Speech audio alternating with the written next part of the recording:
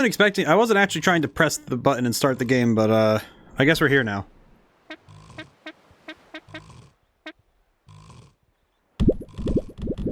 Oh god, game is loud. You know what's the weirdest thing is that I figured out clicking off this game. If I click off this game, it closes the window entirely. Ow. Why are they so loud? Okay, question. Can I adjust? You can only turn things on and off, but you cannot adjust the volume? Why?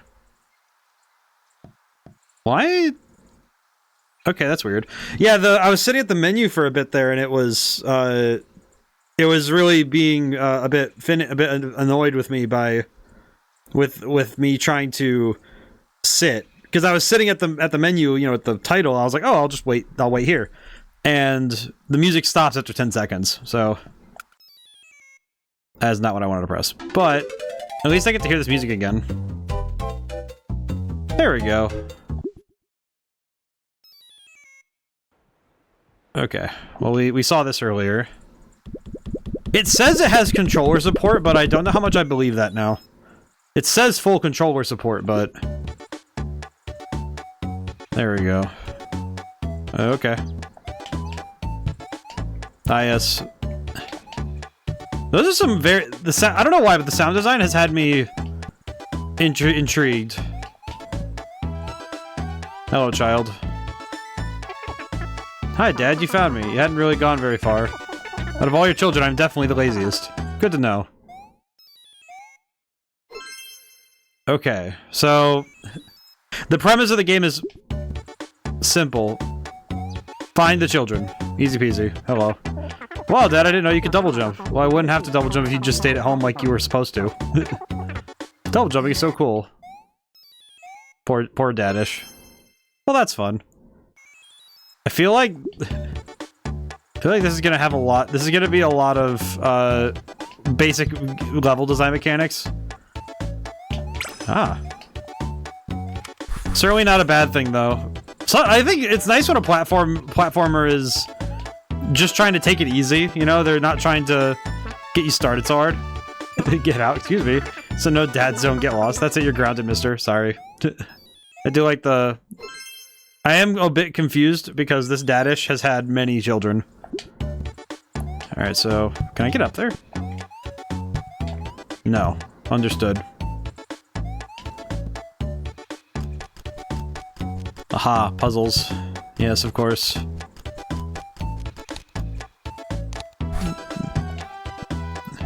The bane of a game reviewer. Puzzles. And then... It does feel like, if you know what you're doing, if you play games a lot, I feel like this one's gonna be very easy to look at. Having time of my life. Okay, well that's good, I guess, but it's time to go home now. Oh, that's cool. Having time of my life is exhausting. Okay. I feel like the tough thing is that it's hard for me to start a monologue when this game's levels are very quick to finish. It is interesting how quickly they're introducing new mechanics every level, though.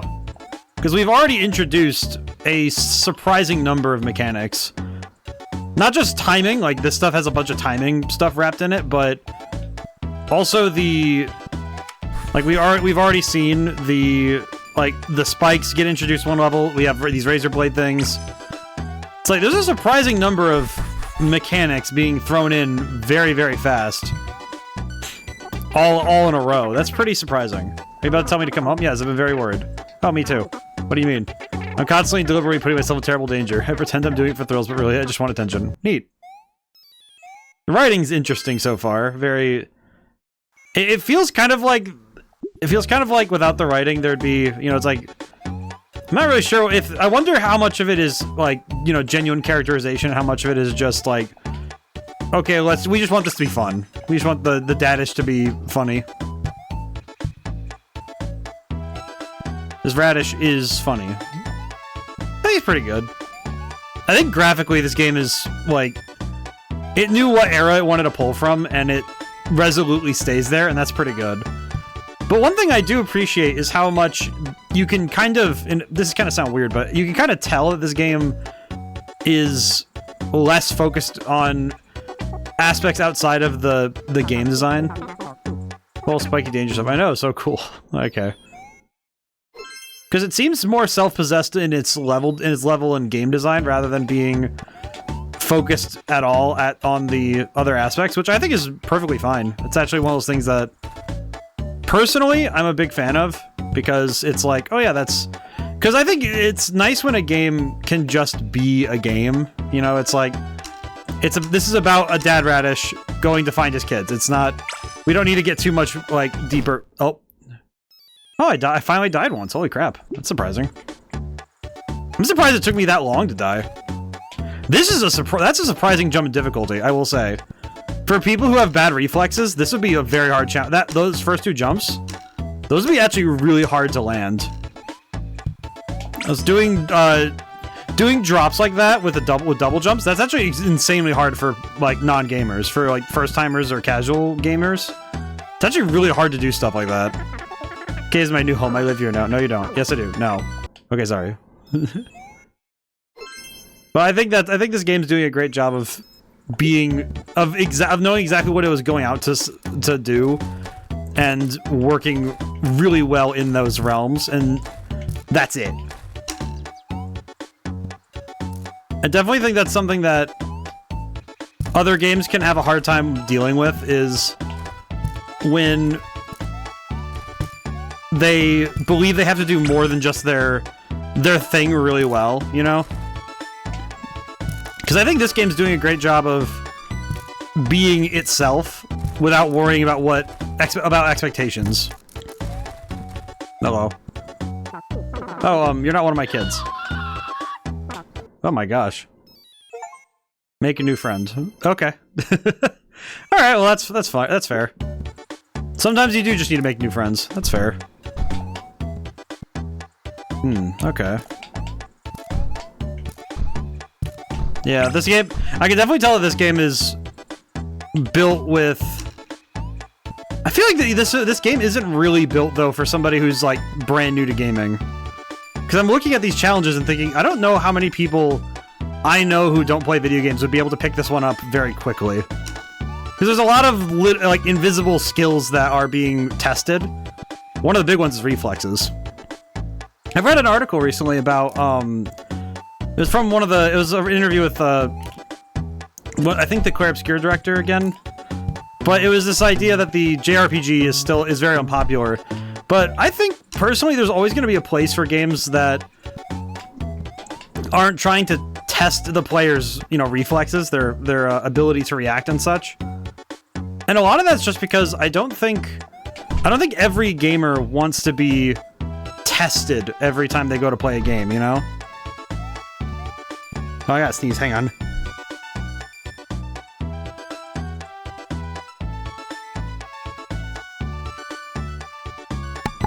Apologies. I had to really sneeze, and I accidentally let one through my nose, and I was like, oh god. My nose feels better, though, so the fact that I didn't rip my nose off doing that does make me feel very safe and happy. Let's see. Can I trigger this by doing a... Aha, I can do that.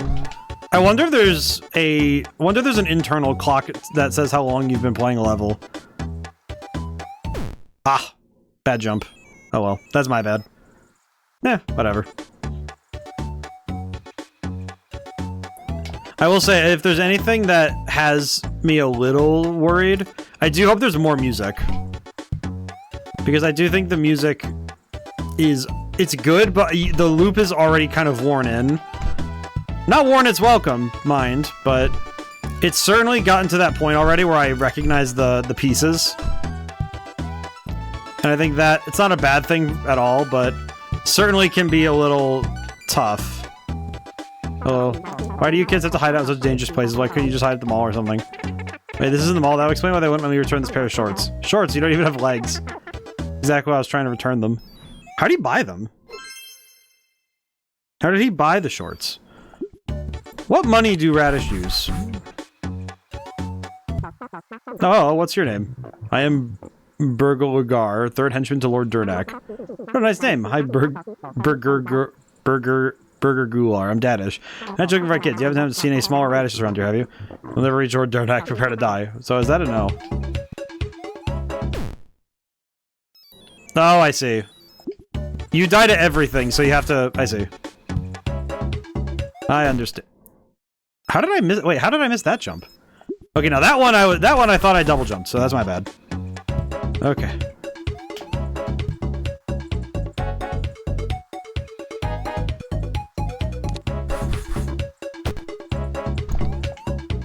Ah, I see.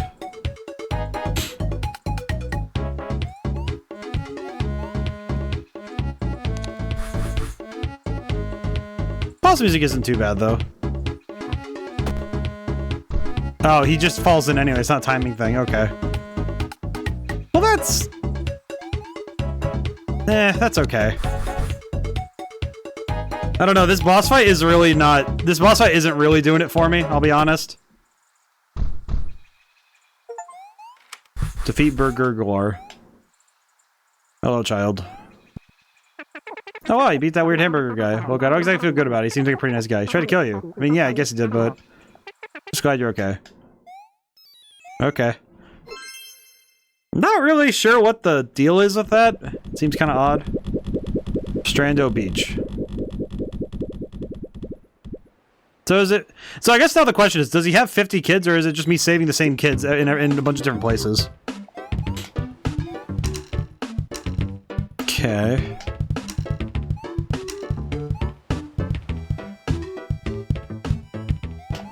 I am a bit confusion, but... Oh, I see.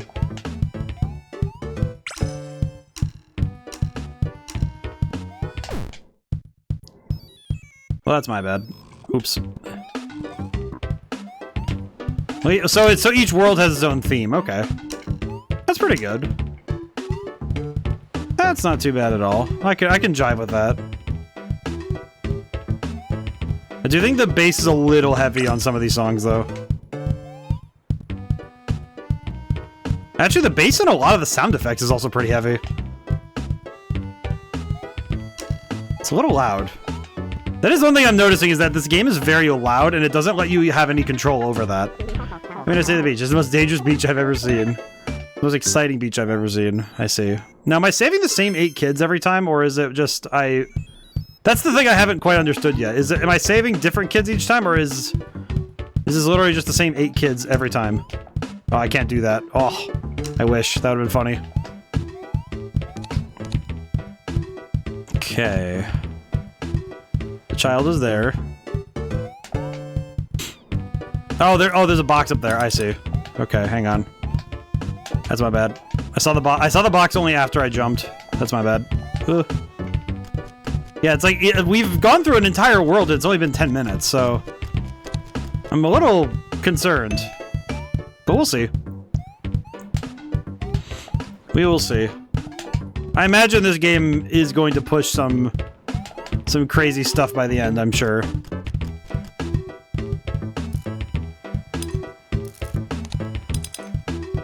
There we go. That's funny, I haven't seen the star yet. Wonder what's up with that.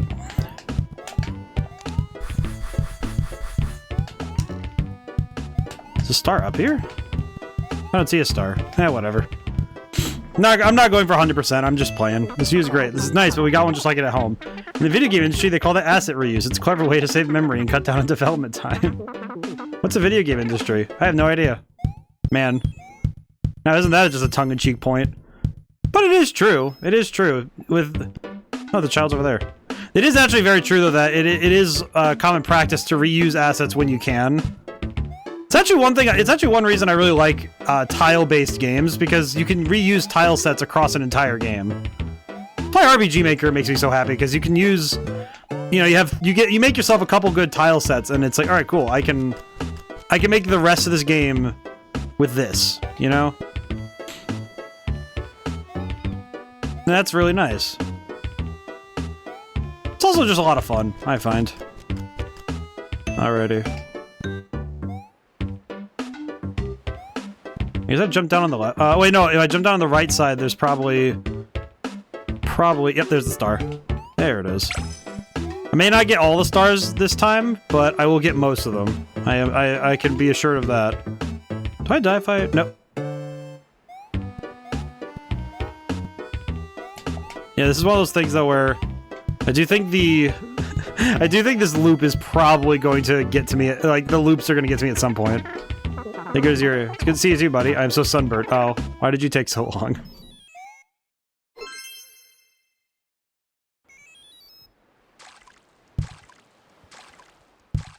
I'm double checking my nose because I sneezed and I'm like, ugh. I'm trying to become more comfortable with, you know, the fact that my body is allowed to do things again. I am still not there yet. Ooh, that's a rather tight window to.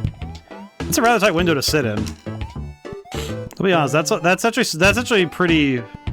It's a pretty tough one. You see those little pizza guys? I did, yes. They're pretty great. They tried to kill me. Pretty great. What? Yeah, I think the writing is probably the weird, like, just the goofiest part, but I kind of like it. I'm kind of down for it. It's funny. It's clearly having a fun time, so I imagine they had fun writing it, just as much as they had fun, like, implementing it and all that. Oh, God. Oh, the timing on that is weird. Well, at least we learned there's no fall damage. That is one thing I've had to teach myself, is that just because a game is in 2D, it does not mean that fall damage is not a thing. It's actually one of those things that older NES games did a fair bit, was they would actually implement that, which is just crazy. Ooh.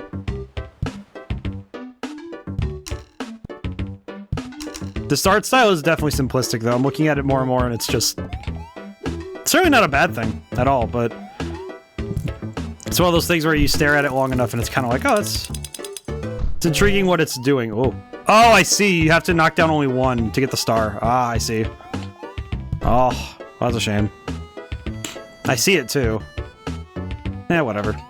I could reset the level. I just don't want to. It's like, well, I made the mistake. Why not just live with it? Truly. Mildly diabolical of me, but it's fine. I imagine later I'll unlock like a level select thing, or I'll just play through it again, who knows. Hey Dad, I'm looking for sea cucumbers. How's that going? Not so good, I haven't found any so far. Oh, maybe it's time to head home. Sea cucumbers are my passion. Going home is my passion. Not a very good passion.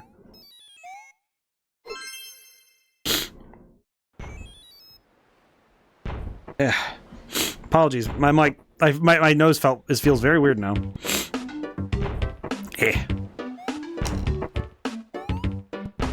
Actually, continuing the trend from earlier, it seems like this game is dead set on introducing as many new mechanics as possible, but it hasn't really fleshed out many of them. It kind of feels like they've introduced a wide variety, but they're not really sticking to a core group of them. Which is fine. I think the quantity is certainly fascinating, but it does seem a bit difficult, I think, to maintain that kind of momentum, as it were. Oh, it died. Ugh. Oh well. These are checkpoints right here. So I feel like this level of momentum for adding new things, it would inevitably slow down at some point.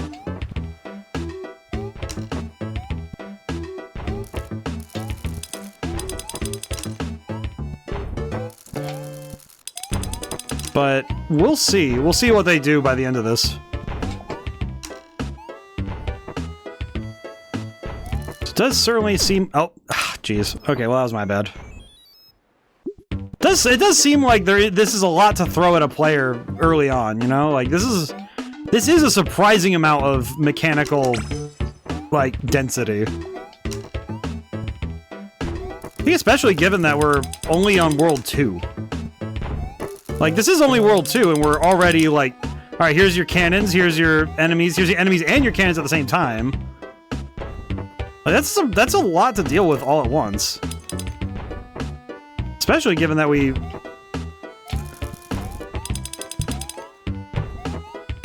It's like we only just started, really. I have no idea how I got up here. I'm not sure how we're gonna get down here. Don't worry, we just sort of fly away at the end of every level. That's pretty handy. How does that even work? I have no idea. Also, what's a level? No, again, no idea. I do feel like the ribbing of like the game design stuff is don't know if it would make anyone else really, like, chuckle at it. I don't know. It's kind of like poking at the fourth wall is an interesting choice. Not necessarily a bad one or a good one, just, oh, that's fascinating. It's an interesting writing choice.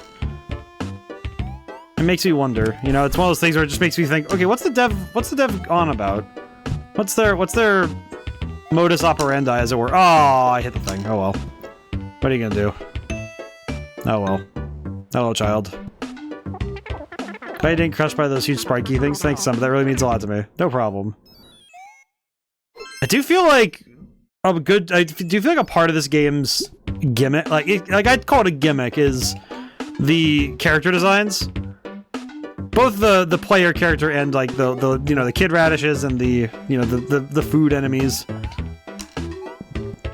And I think it's good that it's leveraging the cuteness factor, but I do kind of wonder how much of this was kind of built with that in mind. You know, just the thought process of, yeah, it's a cute little character, and that's you know, that's a selling point. It's like, I don't know, man, that's not too bad. Then again, character designs tend to be one of those things that is a big selling point for games. Okay, I'm gonna throw my screen blocker up really quick, hang on. I'm gonna really quickly turn the game volume down a little bit on your guys' end. So it looks like it's really loud. I'm just gonna turn it down just like a hair. Okay. Okay. There we go. Okay, and then I have to hit... Okay, there we go. Looking for my stupid children, mostly. Any luck finding them? Oh. Okay, can I just say that actually kind of made me feel a little, like, weird. I don't know, him saying looking for my stupid children, it's kind of like, that's not really like a good, that's not really a good joke, you know? It's like, I don't know, that one kind of just made me go, yeah, okay. That's nice. I imagine it is nice to be able to call your kids stupid, but that's not really what you tell your kids. Even in a joking format like this, I don't know. It doesn't really sit well with me. I don't know. Ow. That one doesn't really sit with me for some reason. I don't know what it is, but something about that just feels like, eh. Something about that just feels weird. I think it's just because the way that he said it just kind of made me think, okay, he kind of, like, meant it. It wasn't like a joking thing. It was like, oh yeah, he meant that. Uh-oh. Well, I screwed up. Yeah, this is I will say, this game is kind of also built on a lot of spikes. Like, spikes in difficulty and spikes in the hazards. It's kind of weird. Oh, well, short pants. Ah, jeez. Yeah, my nose feels all wonky now. Jeez. I think it's because I was trying to sneeze quickly to try and clear my nose, but then it's like, oh yeah, I probably still shouldn't be sneezing out of my nose.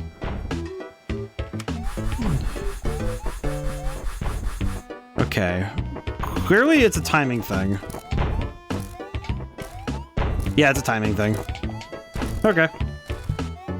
There's a star. I'll go grab it. Oh, what a relaxing day at the beach. You're grounded. Huh? All of you are grounded. What? Forever. Yeah, I think the writing's starting to show some cracks now, because the jokes aren't really landing.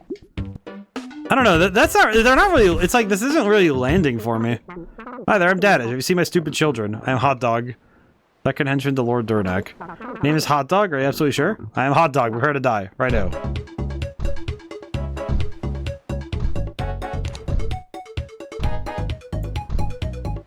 Okay, this one's a timing one, but... Man, that's a weird timing. It's a weird timing to try and match up. That is a very strange timing to match up, I'll be honest. Oh, jeez.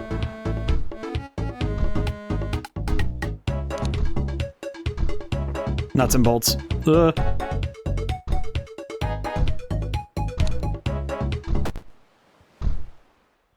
Cool. Defeated Hot Dog. Okay. Yeah, he defeated Hot Dog. So that really was his name? Yeah, his parents had a weird sense of humor. Parents are so weird. Watch it.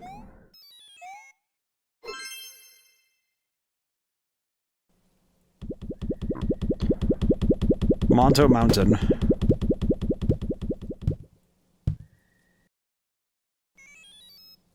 Okay. I'm sorry. What? What? Okay. Sure. Why exactly?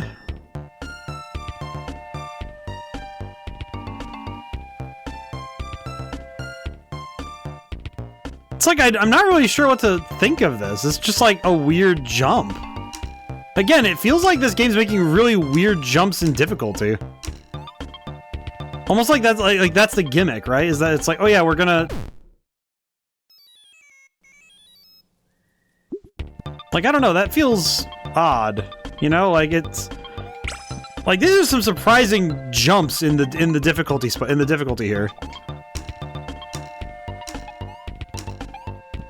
Especially because, man, for levels, this is some like surprisingly difficult stuff to consider, you know, on the hypothetical.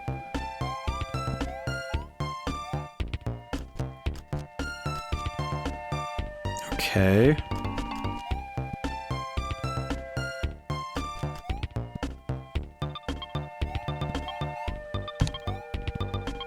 Oh, I see. I'm supposed to push it all the way over. Interesting. Actually, this is another one that it's like, okay, without an explanation or without prior examples, it's like, this is wild to throw down just in the middle of the game. Because this is another weird one. That's a mechanic idea that is wild to introduce. I can't feel my toes. You're a radish. You don't have any toes. Oh no. Okay. Okay. Okay, I do need to... Hang on, I need to throw up the screen blocker again, because I forgot that I forgot to put the follower goal back up. On this one, at least. I do know why, because it was the... because it was because I had it down for the Fugi stuff earlier, for collab stuff.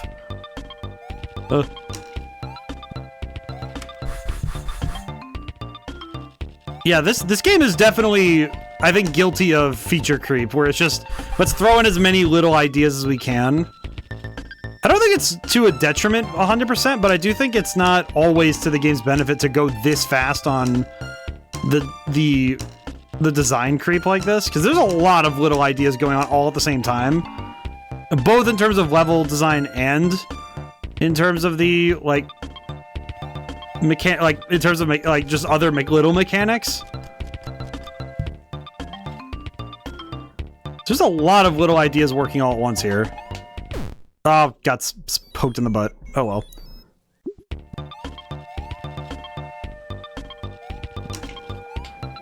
It does feel like the thing that this is making me think is that it makes me feel like with this particular game that the devs, it feels like the devs had a bunch of ideas. And because they made the game, they threw them all in because it's like, oh yeah, because I know this game and I know the ideas I'm working with. So it won't be that hard to implement all of them and... Oh, doy.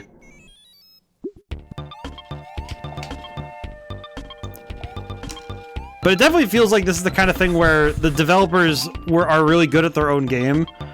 And they probably did internal playtesting more than they did external documentation. It's actually why I like doing my... Even if they end up getting me a lot of results that I am not fond of. It's like, with Red Genie, I remember I did that where I put out the demo explicitly because I knew that I wouldn't be able to catch everything like design-wise or idea-wise that other people would really want to see or hear, so... But I don't know. Saw Yeti. Yeah, the writing, I'm starting to not read the writing very much, like... The tough thing is that when you start, like with comedy, is that once you start kind of running the bit down, it's a little harder to... It's a little harder to rein to get the audience back in my experience. Because you have to be really fresh with your jokes all the time if you're going to be telling jokes all the time. It is just one of those things where if you're telling a lot of jokes, they better be all really good. Otherwise, it's gonna be really hard to keep the audience in. Okay, what is all this? Like, genuinely, what was all that? Merry Christmas, Dad. Thanks, it's not Christmas time. Then why is it snowing? Because we're in a mountain. Christmas mountain. No, it's regular mountain. Happy holidays. Yeah, the writing's starting to kind of... It's like, it feels a bit like they have, like, it's trying to be as funny as possible, but it's very hard to keep that line going all the time. I think trying to stay consistently funny for a long period of time is insanely hard to do. In my opinion, that's like... I feel like staying funny is a lot harder than being funny. Like, it's one thing if you make one joke and then it's that joke is very funny. But it's another thing when you're trying to go zinger after, one after another. Because I find that to be just damn near impossible. Especially when you're talking stuff like this. Also, I apologize for any controller clicking, but I don't know why it is. I think it's just because my microphone's forward of this, but I know that with whenever I have to use my PC controller, it is not nearly as quiet an experience as my other controllers. Even the GameCube controller is quieter. I'm trying to find a way to hold the controller in a way so that it doesn't get caught on the mic as much. I think what I might have to do is just move... If I move my keyboard over... Let me try something. Oh, sorry. I'm gonna try just getting the microphone forward and then holding the controller past it. Maybe that'll help. A little bit.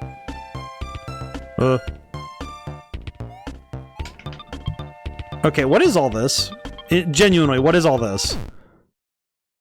Like, I'm kind of surprised at how much this game is already adding to itself. Like, this is a lot of new mechanical stuff to deal with. More so at this early in the game. It's kind of crazy. Having a lovely time here at the beach. This is the beach, this is the mountain. Anywhere can be the beach if you have a positive mental attitude. No, I don't think that's correct. Okay, yeah, I'm gonna move my microphone back. That's not feeling right.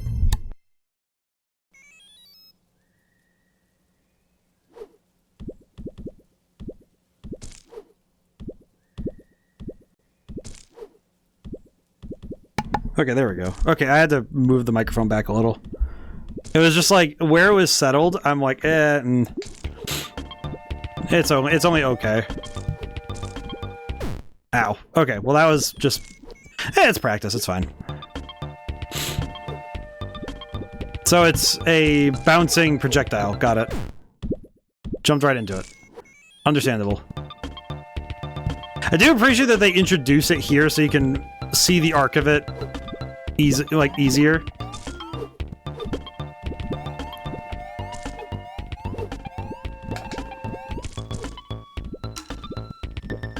That one's interesting. What the heck was up with those guys? So cool, right? No, not cool. They tried to kill me. Where are they getting all the sausages from?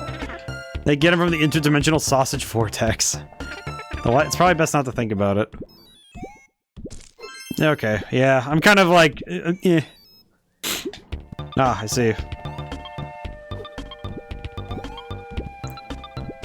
Yeah, again, I am wondering about this level design. This feels... It just feels like it's doing a lot very quickly, and it feels like... This definitely feels like somebody tested the base mechanics and they got all the stuff working in engine, and then once that was ready, it was like, okay, cool, time to like start building levels. But since they were already experienced with the mechanics of the game, they started designing first like this. They started designing after mastering the mechanics. If that makes sense. Kind of like they knew how the mechanics worked before, and then they started doing level design after getting that understanding. So as players, they were already more experienced. Definitely feels like they played Super Meat Boy when they were growing up, because this feels like the kind of thing that was definitely Super Meat Boy inspired. Because I don't see this game existing without those ideas of, like, die a ton of times, the spikes, all the different, like, the pixel art. I feel like a lot of this game feels very Super Meat Boy. But I don't think it does so 100% at its own benefit. You know, it's the one thing I'm also noticing? It's the Crash Bandicoot 1 desync. Where, I don't even know why I tried for that one. Where the obstacles are desynced from each other. And because of that, you artificially makes them, it artificially makes it harder because things aren't all the way together. So some of the obstacles can end up, oh, I haven't screwed that one up yet. That's weird.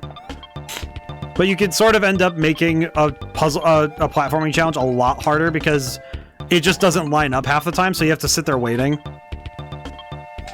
So that's a little finicky to me.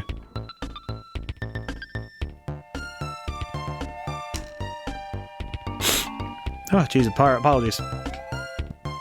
I will say I did get to have wine with my Sunday dinner for the first time in a while, and it made me very happy. So I haven't gotten to have it in a while just because, you know, I'm recovering. You don't want to mix substances. You don't want to mix any sort of alcoholic beverage with any sort of medicine. So, but the fact that I was able to finally have wine with dinner made me very happy. Yeah, see, this is like very desynced. Yeah, look at this. These speeds are very off kilter. This is not really built well. This feels very like, that felt like, it's like, because you're looking at it and it's like, okay, that's really awkward. Meow. Hey, the star. Easy peasy. Whoa, Dad, that was quite a fall. Are you okay? I'm just really glad I don't have any bones. Me too. Yeah. Kind of. The writing's sort of faltering for me. I don't know. The jokes aren't really. It's one of those things again where if you're going to try and make comedy, you have to really be good. You have to be really good at your comedy. Not necessarily like you have to be like inherently very, very funny to write comedy, but much more that you have to be really good at being able to write consistent levels of like humor. I think that's what it more means. Because I think it can be very hard to maintain a sense of, you know, a sense of whimsy like that. Oh God.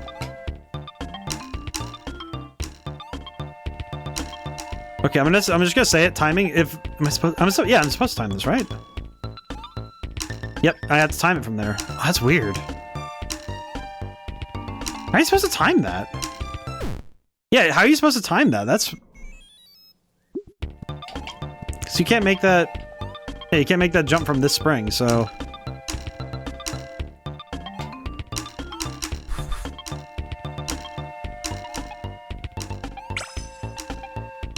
Huh.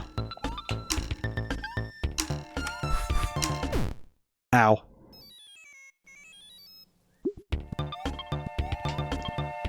But I do think graphically though, I'm like thinking about graphics about this game with the, does feel like I think asset wise it feels like it's doing a good job of being optimized though. Like as much as I would love to like, you know, be like, oh, you know, it's like, because the simple art style does work in its favor, I think. Yeah, god dang, that's a hard jump to make. How do you make that?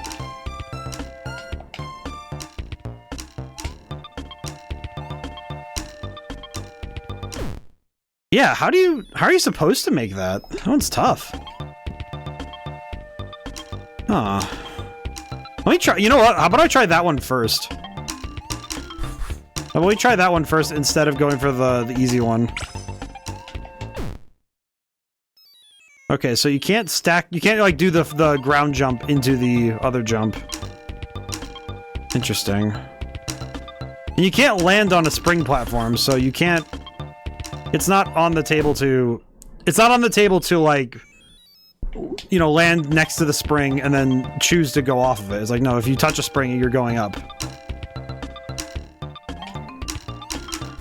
again, this is only World 3. This is rather surprising. Because I'm thinking about, you know, Mario 64, and it was like World 5 before we got to stuff like this.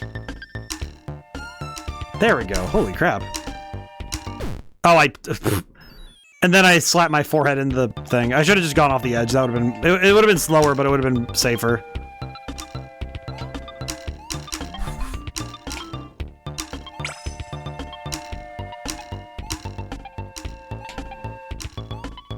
Okay, there we go. Again, not going for the safe option, even though I should. What is wrong with me? There we go. Oh, child. Can we go home now? We could have been home this entire time. Okay.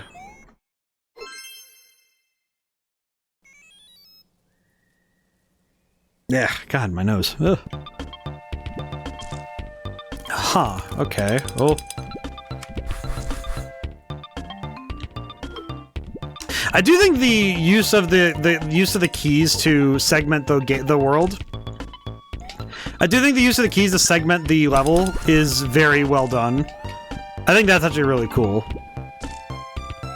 I think this game's usage of the keys has been pretty fun so far. It's definitely done a good job with the key stuff. But again, I do think I'm also a little concerned that we're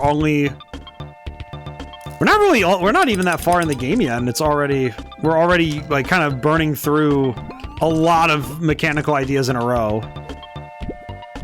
Oh, so it's just the same things but reversed.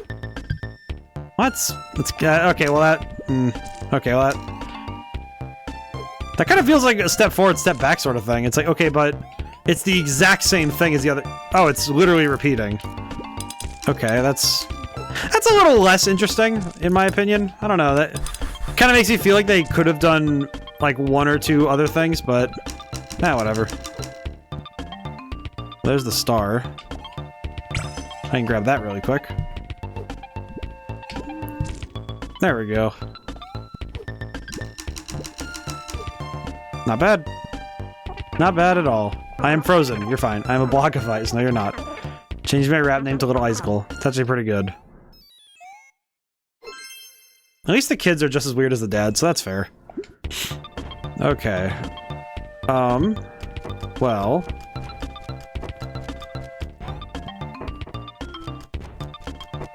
certainly interesting concept.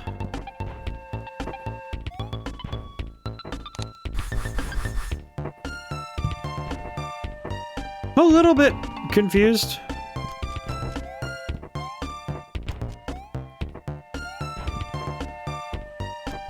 I think I'm more confused on the notion of... again, how many ideas this game has burned through to get to this point, you know? Because this is a lot... like, we've already gone through a lot of ideas at this point.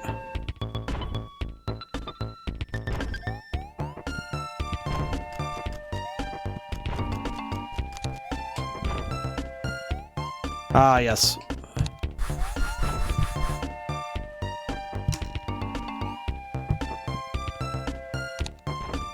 Oh, I see. I need... oh, doy. Ugh, God. Okay, that was my bad. Does feel like these longer levels feel a little bit less forgiving. Especially when you have to when you're doing stuff like this where you have to press something.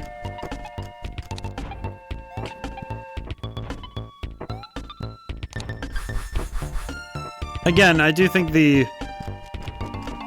mechanically this game definitely introduces a lot more than it can handle. But it's mostly, I think at this point now, it's mostly combination.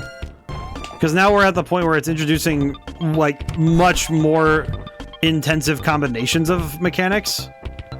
And not just new ones. Because again, this game is clearly not made for people who are, like, new to gaming. So I think if that was the case, this game would definitely be a little bit, like, it would definitely be a lot easier.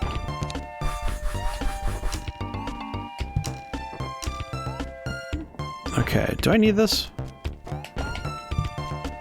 Yes, I do.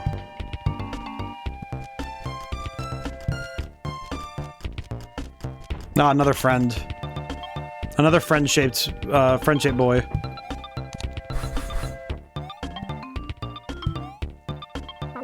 You again. Look, I'm really sorry about before. I didn't mean to screech like that. It's just that I startle real easily. Hey, it's okay, dude. Don't worry about it. Well, that's nice. Alrighty. Ah, boss fight. Hello, have you seen my idiot children? I am Sharon, first henchman to Lord Durnak. Fools should come your warrior. I'm not a warrior, I'm Dadish, you see. I'm a dad, but also radish. It's a portmanteau. Portmanteau? Yeah, prepare to die. Okay.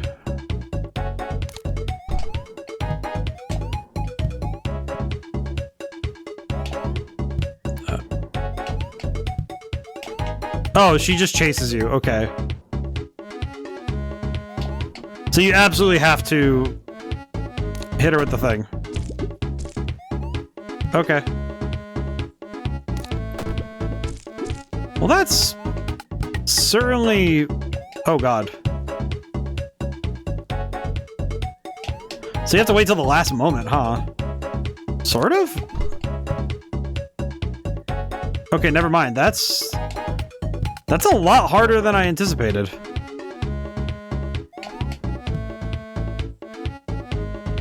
Okay.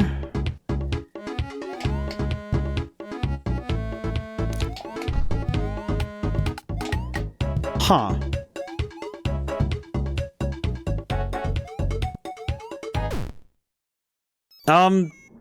Well, she certainly seems faster than you're able to press the button, so...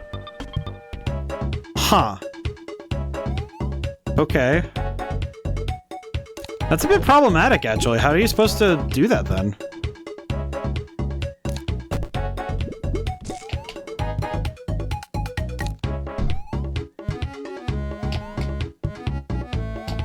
Yeah, it seems like she's much too fast.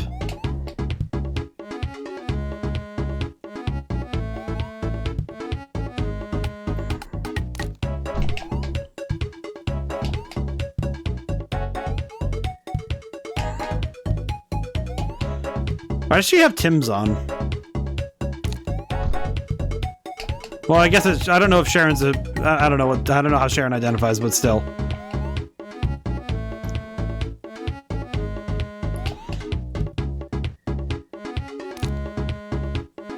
Well, that sucks now, doesn't it?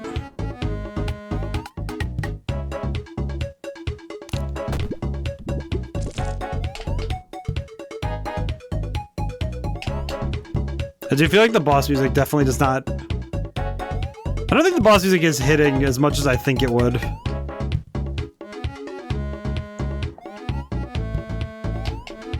Okay.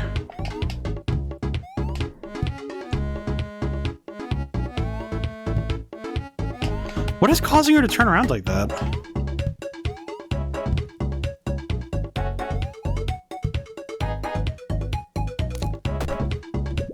There we go. Oh, God. She's much faster now. Oh, jeez. Okay. Defeated. She has a spring in her head. That's crazy. Oh, child. You sure showed Sharon who's boss. I don't feel like a boss. I feel tired. I just want to find all you kids and go home. Why'd I have so many children? I'm not sure. Maybe spores. That doesn't sound right.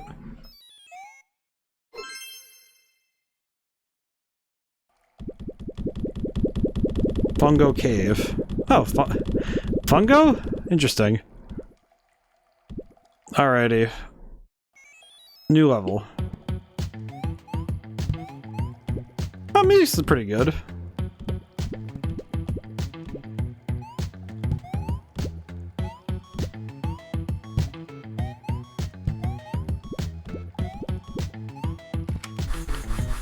I can already tell this mechanic is going to be a lot harder to deal with. I was mentioning the life of the party. I don't know why. Here's a fungus. You mean fungi? Pretty sure it's fungus. Ah, ruined the joke. I see. Bonk. Interesting. Nice use of the parallax elements in the background, though. That's pretty good. Feel like this game's definitely got a lot. It's got a lot going on, but I do appreciate that.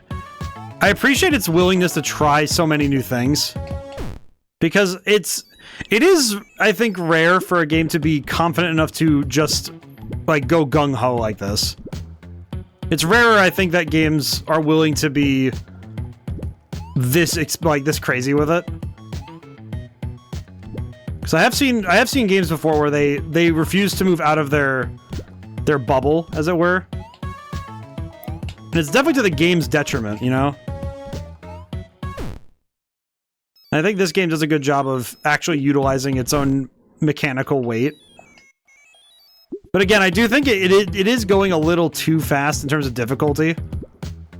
Because it's definitely built with people who've played platformers in mind more than anything else.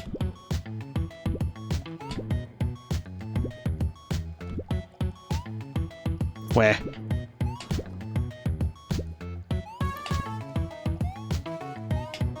There we go. Hey, there we go. Hey, guess what? I have mushroom in my heart for you. That's a cute pun. I need to go to the hospital. Ugh. Yes, very fun. Ugh. I do seriously wonder what what the development process must have looked like for this game. Oh god. Okay, do not jump. Understood. Now this is gonna be one where I imagine the communication this game sets up with me is going to be... Okay, no, so it is a jump, because I would have fallen in if I would have fallen in the first puddle, right? Yeah, I would have fallen in there. Huh.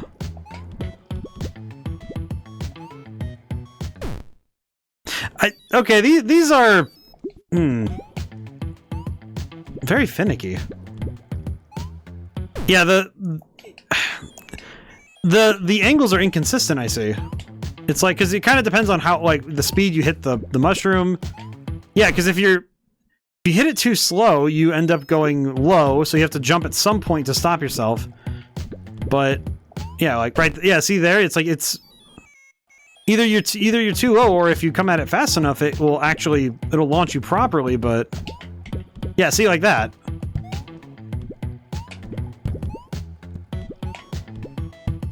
Yeah, this is very janky. Oh god. Okay, well, we're done here. Good enough. Love damp, dark caves. I love going home. I love mold. Okay, well, yeah. It's like, we're only an hour in, and I'm a little worried that... Yeah, it's kind of burning through the goodwill quickly. It's one of those things where I think a gimmick can only work so long before you kind of like, okay, what's the punchline? I guess that's what this game has kind of presented so far, is that it feels a bit like I'm waiting for a punchline. Where we have these little jokes, sure, but we don't have any, there's no real running gags, there's no, like...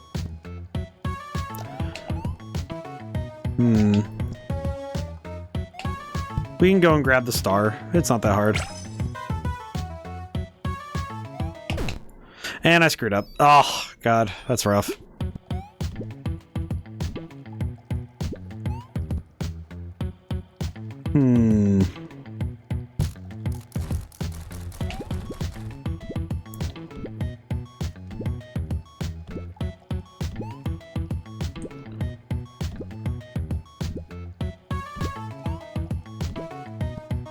At least I have been appreciating the musical. The musical variety has been decent so far. I do think this song definitely seems to be doing the most heavy lifting for this level. I feel like these levels will be a lot less pleasing to hang out in if it weren't for the fact that the music's pretty good.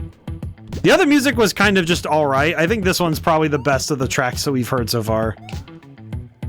And some of that also maybe just my, like, overwhelming bias for good... for good guitar parts. I think good guitar parts can uplift a soundtrack pretty easily. Again, I do think the bass frequency... God dang it, why does it... I wonder if it's timed like that to specifically stop you from doing that very fast. Like you have to slow yourself down a tiny bit.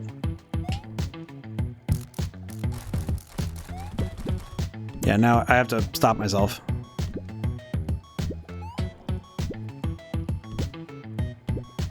Okay, we'll go for the star. We'll go get it.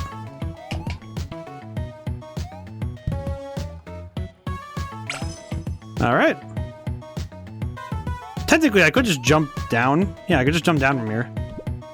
Because we don't really need to be... We don't need to take the platform back to get the star back. We just need to have the star. I heard the loop start there. Huh. Hi, Dad, I'm sunbathing. You're sunbathing in a cave? Yeah, it's safer that way. That's technically true. Gonna look so hot. Okay. One thing I do remember is that it's actually a little game design fact. If you ever want to know why, where the idea for characters having black outlines in pixel games, it actually originally started with Mega Man, because Mega Man, like, they wanted to make him famously blue, but a lot of backgrounds, the easiest color to load on the NES was, just like a sky blue. That's the easiest thing to do. So how do you have a blue background with a blue character? And it's like, oh, easy. Throw a black outline around him so the character stands out. Pretty nifty design choices. Oh, there we go.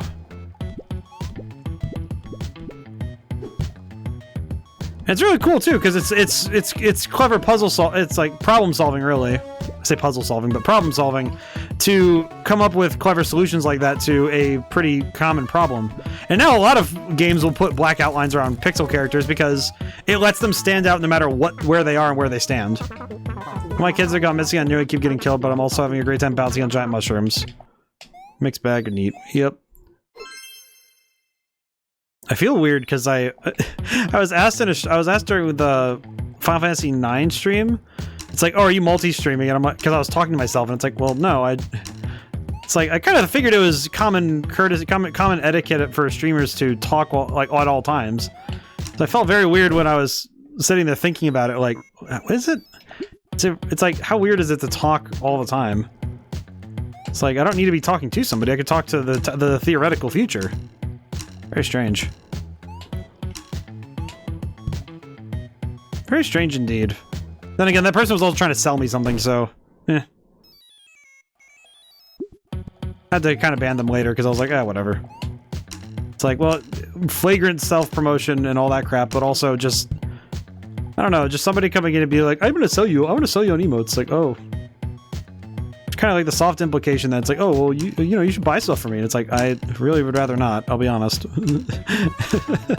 It's like, it feels like a bit of an imposition when somebody comes in trying to sell you something, because it makes you feel, they're trying to make you feel like a dick for not buying, and it's like, I don't care, man. It's like, I'm quite literally just trying to stream here, man. Do not know what, I do not know what's going on with that. Then again, there are some that it just feels very weird when people try to sell you stuff like that. What did I even open?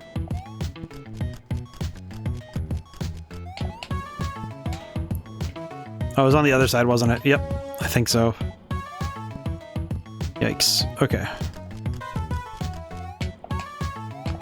Was it on the other side, or was it? Oh, that's right, it's down here. Cool.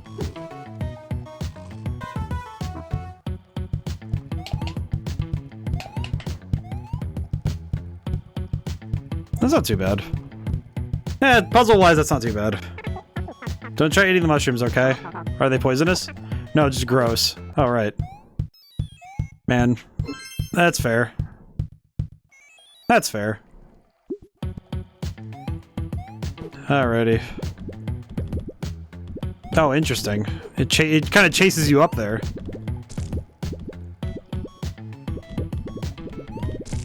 Oh my goodness. Oh wow. There's a lot going on in this place. Jeez, man. Now the question becomes, what's the final level count? You know, like world count, because I'm thinking about how many worlds there might be in this game. Party wants to say that it might be 8, but I don't know.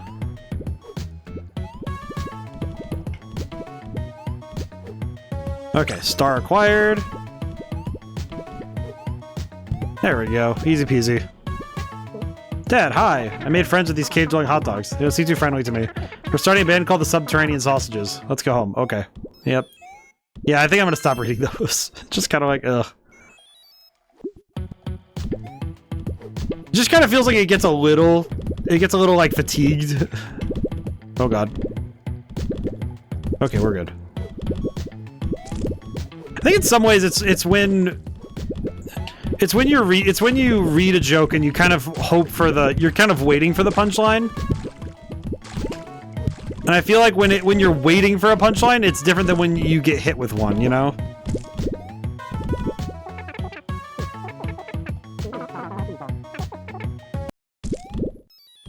Yeah, I think the characterization is just fine. It's just kind of like, I think even for this game, it's like a little too... I don't know how better to put it other than like it feels a bit too much like it's trying to be funny rather than because I think it's hard. It is this is one of those things where it's not like it's an easy thing to do. Because I think getting down comedy is probably the hardest thing to do as a writer. And I think for game writing, it's really hard to make short, snappy things funny. You have to be really good at one-liners if you're going to be a game design writer, if you're going to be like a game writer. And that's just in general, not even just for comedy, but just for like, just for handling stuff like, you know, like little pieces of writing, the little things that you have to throw in between. And there's a lot of writing that goes into games that is really hard to do because you have to do a lot of it in rapid succession. I'm gonna guess the stars over there. I missed. Nuts. Because that's actually something that I've noticed with... It's something that I noticed with like the Joss Whedon type, you know, the quippy writing, where it's like, it's actually really hard to get it right. But I think video games have a bit of a buffer because when you're at least good at writing quippy dialogue, you're going to be really good at it in video games. Because even like just like a mild like, you know, one-liner is leagues better in a game because games kind of expect things to be a little bit snappier. I definitely think this one does a good job of it. This is a regular cave, yes, but with cool drinks and sports. I don't see any cool drinks or sports. It's a work in progress. I keep reading anyway because my brain's... I think Final Fantasy IX and other games like it have trained me into reading everything. It's like I read aloud because my brain's like, yeah, of course, I have to read aloud. Hi, I'm Dadish. I'm the ice cream. Nice to meet you. I'm not frozen yogurt. I didn't say that you were. I'm not yogurt, I hate it. Are you okay? I'll kill you. I'll be honest, this one feels like the most... We don't really have a reason to make you fight the frozen yogurt, but sure. His identity crisis is not mine to deal with.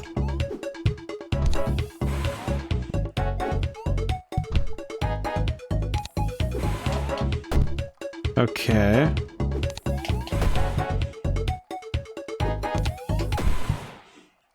Well, that was easy. Alright then. That yogurt guy didn't seem well. Do you think if we'd waited here, he would have just melted? Oh, well, that's... yeah.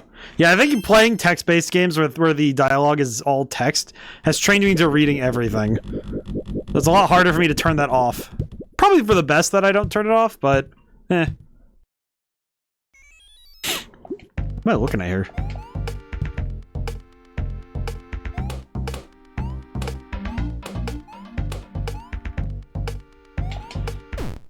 That was foolishness. Foolishness, ODaM, foolishness. Oh, I could have done a cool skip. Oh, that would have been so cool. Ah, well. Yes. It looks so much cooler when you can do that. Oh, nope.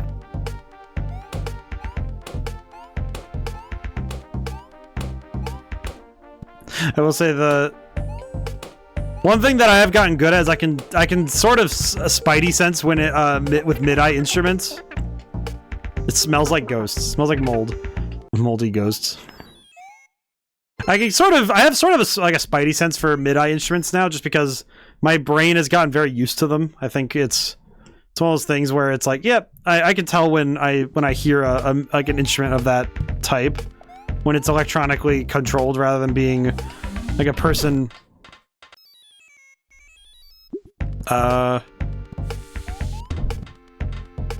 Okay. That makes some sense. Yeah, that makes sense.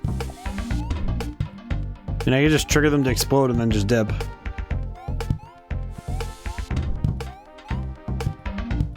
That one's not that enemy type feels a little bit odd.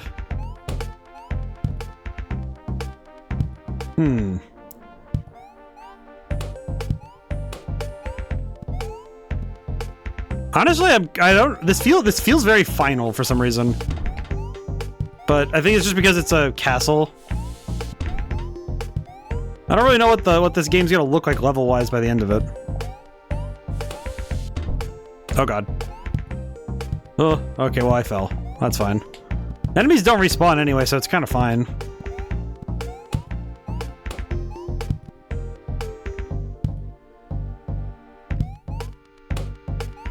This isn't too bad.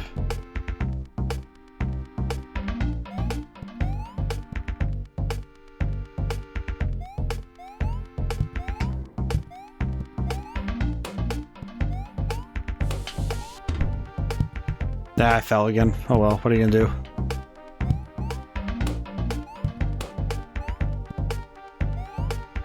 I'm trying to think, because this game feels like it's going by very quickly. I feel like by the time we're done, we might be able to fit in something else. Might have to go digging around in the games library and see what we have. Ah, there we go. Excellent.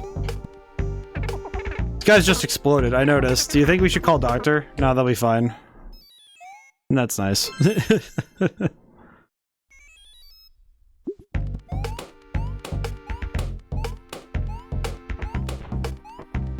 No, not too bad. Oh, that's gonna be a tough one, huh?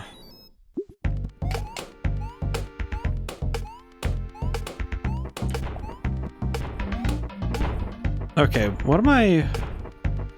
What's the game plan here? Ah. Basically, just you have to maintain the same timing, but... You have to maintain the same timing, but at a different rhythm. Okay, I can understand it. I can dig it.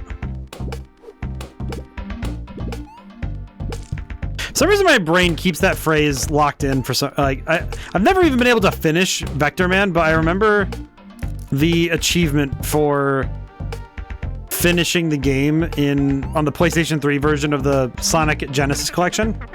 Well, Sonic and Sega Genesis collection. And it's interesting because I just remember that one. I just remember that achievement name, and it stuck in my head. And I'm not sure exactly why. Feels like one of those things that just kind of locked into my internal lexicon of terms and phrases. And it never really had a chance to leave. Kind of like, oh, yeah. It's almost kind of like certain memes and phrases end up entering your cultural language simply by virtue of them appearing at the right time. Sort of like right time, right place, but for terms and phrases. Which is kind of fascinating, because I don't think many other things have that same ability to kind of enter your speech patterns.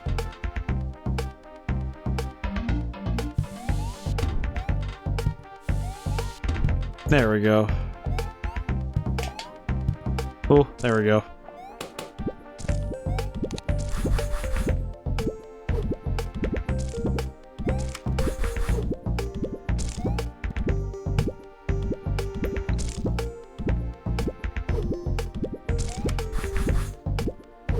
I feel like these levels are getting a lot longer. Ah! Oh, jeez. Oh, screwing that up is so rough. I feel like screwing up certain levels at in this area feels a bit like feels in a way like I just know that this is gonna take a lot longer because I screwed that up rather than it being like I start thinking about like how much time I spent getting there rather than thinking about all the things I need to do to, you know, do that faster. It does seem like the timing is random every time though, so it isn't guaranteed that I'll be able to get the same result every time. Just because it's a different... Things are at different places at different times. I feel like this game must be a bit of a... Might be like a bit like Crash Bandicoot 1, where it's like, okay, how do you know what the timing is going to be like just from thinking about it off the cuff? Alrighty, there we go. Achievement. Well, checkpoint, but still. It's an achievement to get there. Now, I do wonder. I wonder if the devs did the what I would call like the Mario Maker. You know, the Mario Maker style thing where they have to test it without using the checkpoints, then test it with checkpoints. Like, you have to be able to finish the level without checkpoints first and foremost, kind of thing. Because I know that's a thing in... When you play Mario Maker 2, that's one of those things that you have to be able to do. Hey, Nahamaha, you got first today. How's it going? Hope things are well. We're only an hour in, and this is World 5, which I'm kind of surprised by. We're already kind of like... We kind of cruised through this game very quickly. This looks fun. It is pretty fun, I will say. Like, it's like for a simple, fun time... I think this one... I feel like this game is great because it's simple. It's just kind of like fun. It kind of feels to me like there's a game called Peggle that I'm aware of just because I got it on Xbox for some... I don't even remember how I got it, how I acquired it, but it's an Xbox 360 game called Peggle. I think it's on PC too, but in any case, the point is that I feel like that game... Oh geez, okay, I have to really cook when that's done. Okay, there we go. Oh, there we go. But it feels a bit like that, where it's just about having fun, like the simple joy of playing a very fun and silly game.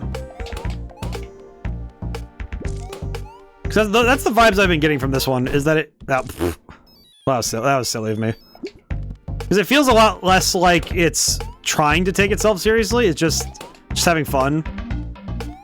I do think the comedy kind of wore a little bit on me, though. The writing has definitely slipped for me, but honestly, if I'm just here for the platforming, this is pretty solid. A little harder than I would have expected it to be, but still quite good. Still quite good. But I hope today's treating you well. I hope the weekend was great. I know it's been really hot for a lot of people, so hope you were able to stay cool. Because, man, it was nasty here.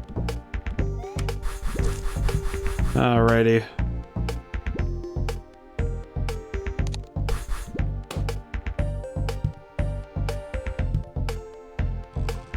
Down this way. I think the level design has also been pretty solid. I think overall, it has been a lot of like, okay, let's rapid fire mechanics at the player, but I think it's not. Oh god, what the heck? Oh god, what the heck is this? That's crazy.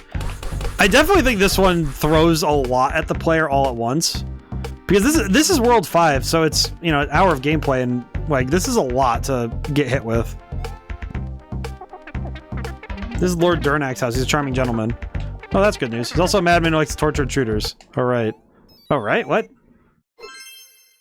Wait, this is Lord Durnak's house. Does that mean the game's almost over? It's only been an hour. Speaking of, I hope everyone got to have a good weekend. I spent my weekend hanging out. I also worked a fair bit. Ow. I spent actually a fair bit of my weekend working, because my hope and goal is that I'll have Madman's Dice's Steam page out on either Monday or Tuesday. Probably gonna be Monday, like Monday afternoon it'll go up, so people could start wishlisting it if it looks to be of their style. The only thing I haven't gotten around to yet is I want to record. I'm gonna wait until I get a couple more levels down, like down pat, because I want to get more finalized footage if I'm gonna make the video trailer. Because I want to make an edited video trailer for the game, using some music that I really like. Oh, nuts and bolts. Weh. Ah, wonder why that one's so tough for me. Weh. Weird. God, I don't know what. I keep sliding to the side. Oh, and that one, now it's off. Oh, god dang it.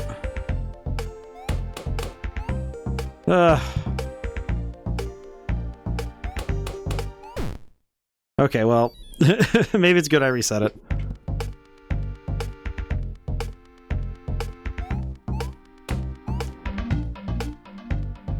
Alrighty. Nope. Nope. Not even close. Oh, jeez. I've been considering getting a new PC controller just because this one clicks a lot, but I don't know. I think that there's a certain, from what I've understood about both like my PC gaming and the various games we've had to emulate, I feel like there's a certain charm to having a very mechanical controller. It's like my keyboard. I guess that's just it. It's my keyboard and my controller have to be mechanical. Why is that one? Why is it like that? Yeah, it's like it's slightly askew. Why is it? It's like it's slightly faster than the three before it, so you can't actually line it up properly. Well.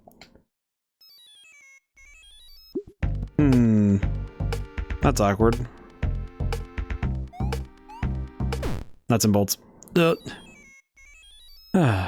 is quite good though. I do appreciate. I do think in terms of I think it's the game essence and the platforming feels pretty good. Definitely think that the character being as responsive as he is quite a boon to this game. God dang it. I think it's right when it starts to reach full speed. That's when I have to jump.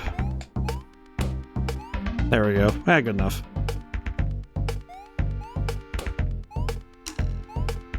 Okay.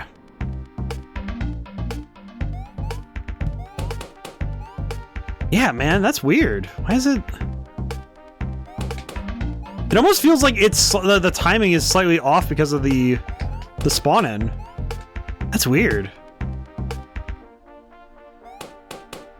There we go. Holy crap, that took a lot more effort than I thought it would. Holy.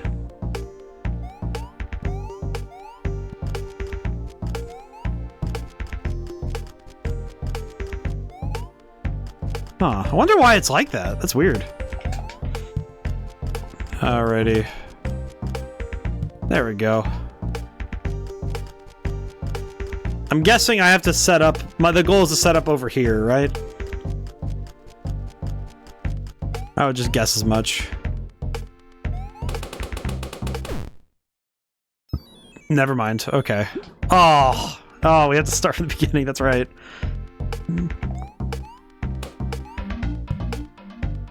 That's weird. Oh well. This definitely feels like... This feels like final area territory in terms of levels, but... I don't know why, but that feels like that shouldn't be the case, you know? Where it feels a bit like, okay, no, this should not be the end of the game, right?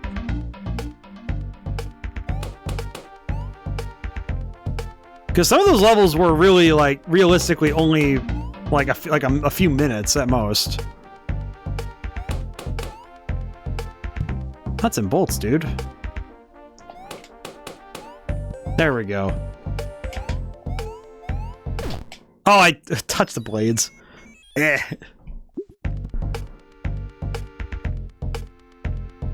It definitely also has that maddening effect where the lack of a... How do I put it? It's like the music constantly resetting is also a bit... sort of locks in that part of the music into your brain, and it doesn't do you a service when you start getting it in your skull.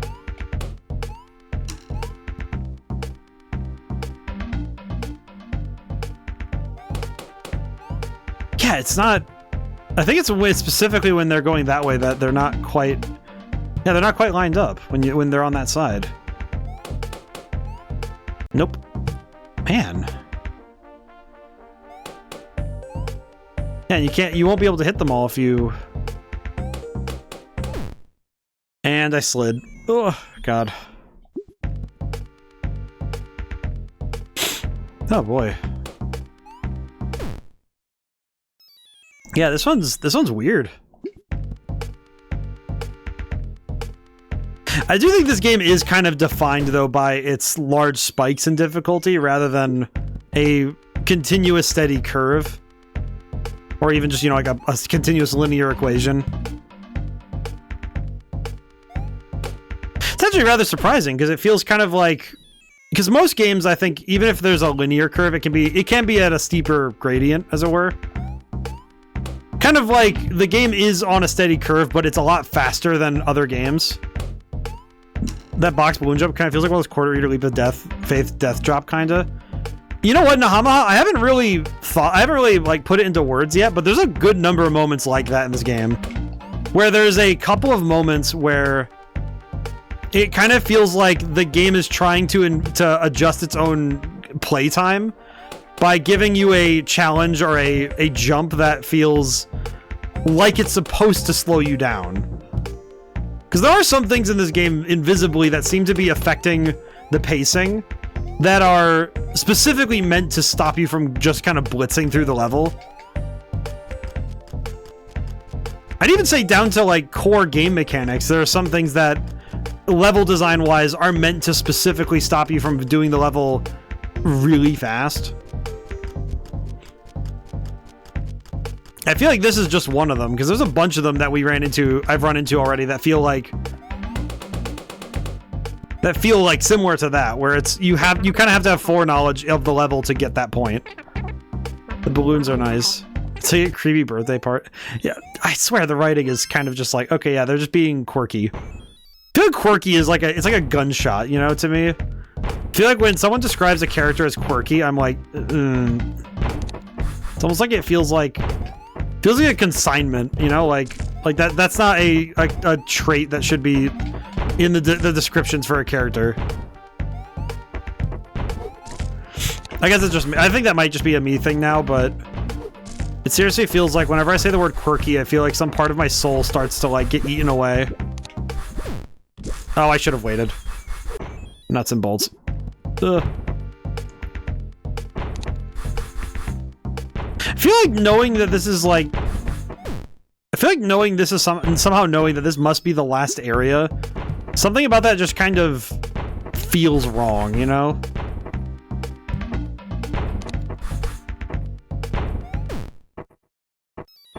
Certainly doesn't help that I am getting cooked by my own reflexes. Oh, jeez. Oh, I clipped the edge. I clipped the edge of it. I would wager, too, that they're probably using either circles, because the radish is shaped like a circle, for their collision checks, or I would say a box. I would probably say they're probably using hit circles for this game because circles are a lot cheaper on the computer. But that would just be me making guesswork, but... Okay, let's go. That's not too bad.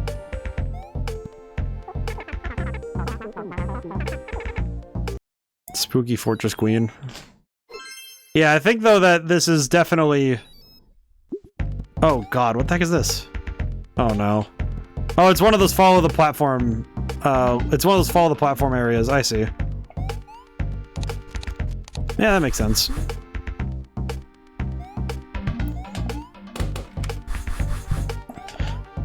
I'm actually, like, you know what's the funniest thing is I'm thinking about how Super Mario World actually introduced something kind of like this pretty quick. Because I just remember a level like this, like the lava snakes. I'm thinking of the lava snakes, where it was like World 3. They introduced this sort of thing.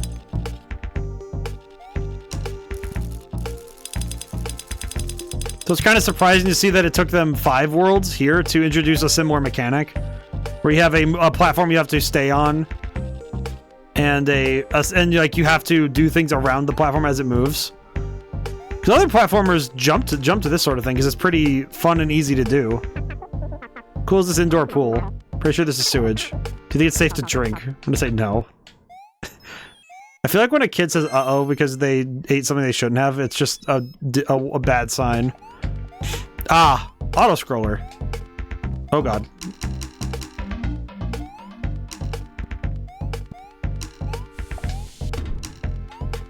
Huh.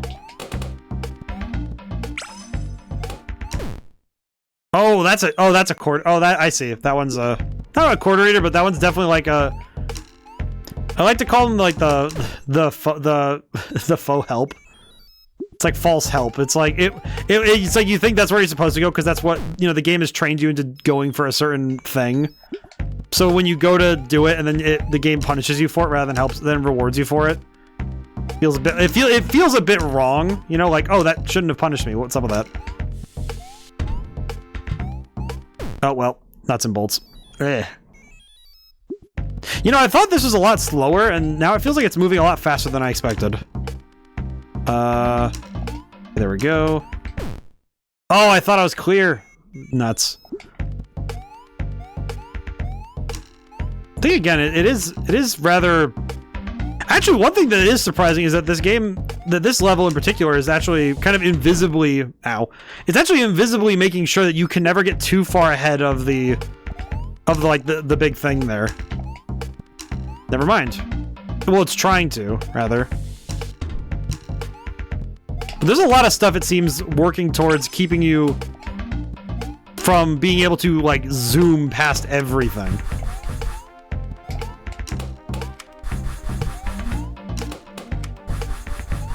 Oh, now this is just... That's a cruelty. What the heck was all that? That's crazy. Oh, you're amazing. I didn't think you'd make it past the spiky elevator thing. I wouldn't have had to if you just stayed at home. I wonder how amazing you are. Well, that's nice. Yeah, that's a lot harder than, like, again, this game presents as being, like, cutesy and kind of, like, it's trying to be cutesy and, like, kind of quirky and fun, but that's a lot harder a platforming challenge than I think most people who are casual, like, people who pick up a game every once in a while. I think a lot of people would have a hard time with that. With my fortress Dadish, I'm Lord Dornak. It's nice to finally meet you. Heard great things. Really? No. Oh. I do wish to apologize for all the bother my henchman put you through. Such an unfortunate misunderstanding. It's all good, no worries. I just want to find my last missing kid and go home. Understandable. It's not too much trouble. What? Prepare to die. Oh, come on.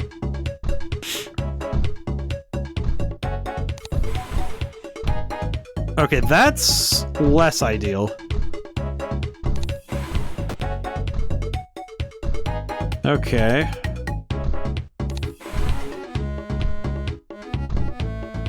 What is he exactly? What exactly is this guy? Ow. Oh, he follows, I see. So he's one of those ones, he's like the French fry lady where he follows. I understand.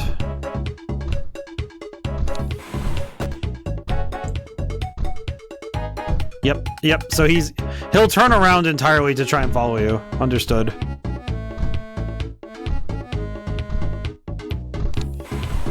I do appreciate the sprite art of this guy, but the face is a little concerning to me. He turns around in midair like he just kind of like does like an air dodge. It's like the Smash Brothers air dodge or something. What the heck is that? Oh well, can't be helped. I will say it must have been a unique challenge to design boss fights without being able to hit the enemy back. So I do commend the developers for being able to even, remotely get close. I do think that this is probably the best they could have made if they wanted boss battles in their game.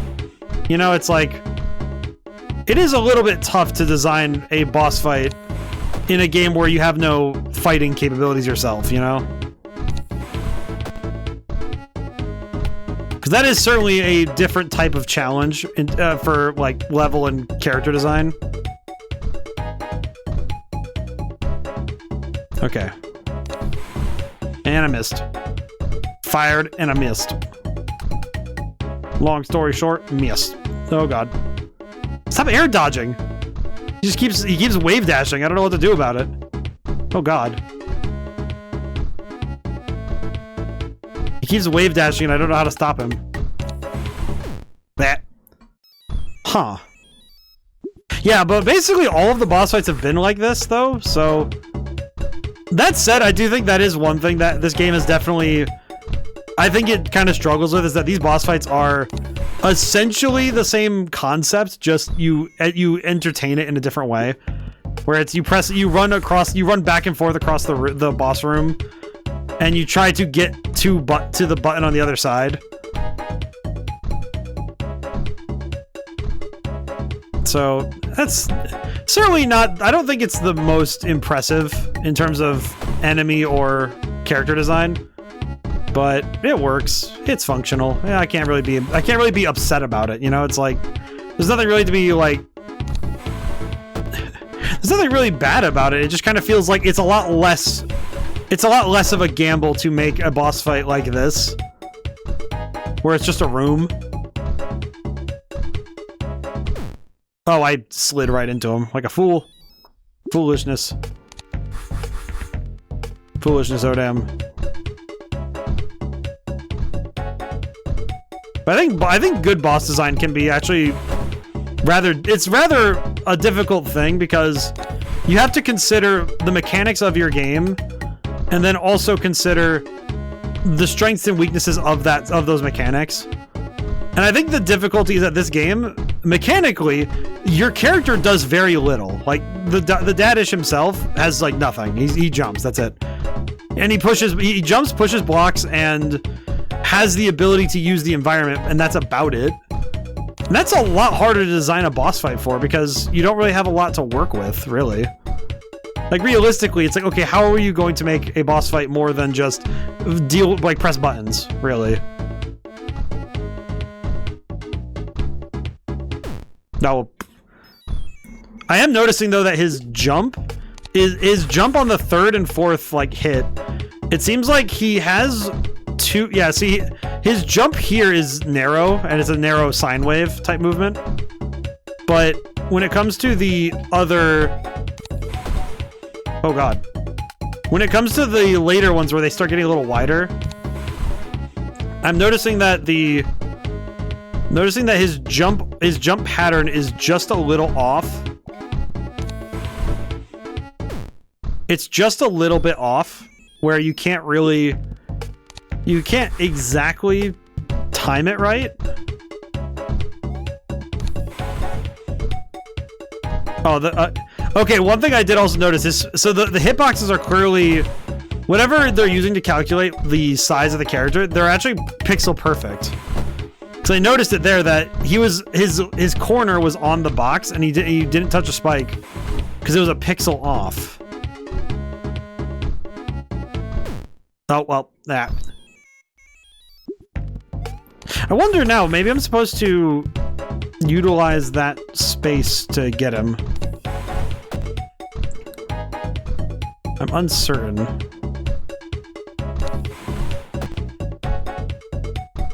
Okay. Yeah, that arc is just large enough where you can't realistically get him before he can get to you. Yeah, you can't even hit the button before he shows up. That's one thing I'm noticing with all of the bosses, that there's a certain, the jumping ones in specific, they do this where you have to get them at the exact arc the game demands you to get them at. And that's just not realistically possible.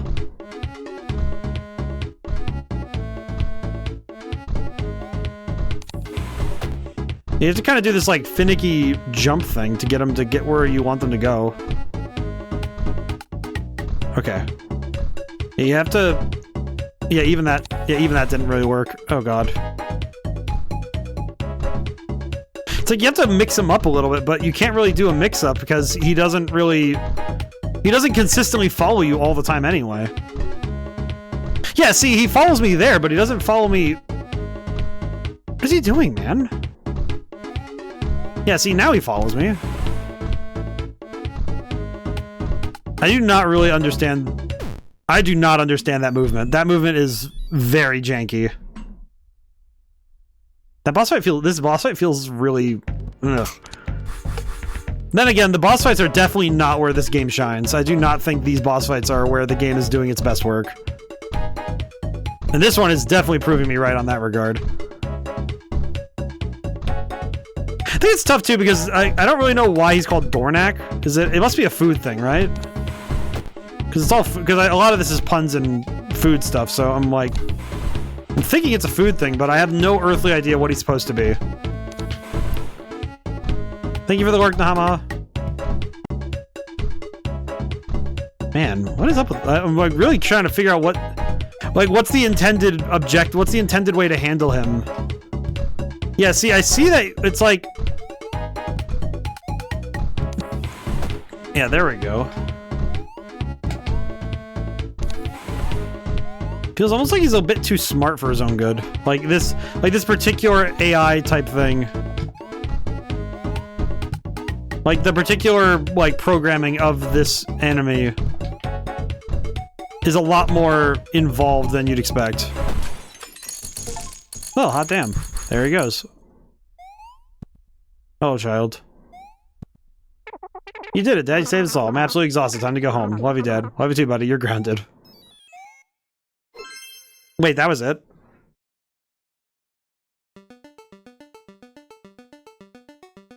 Well. Huh.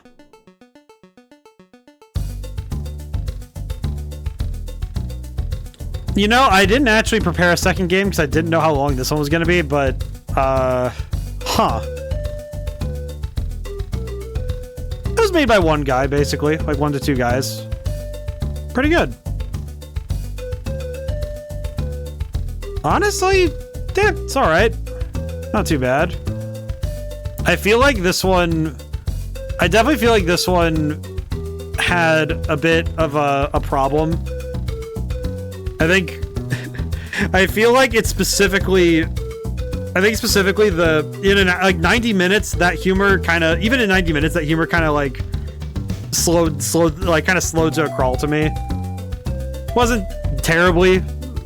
It's like it was like cute, but not the most crazy thing ever.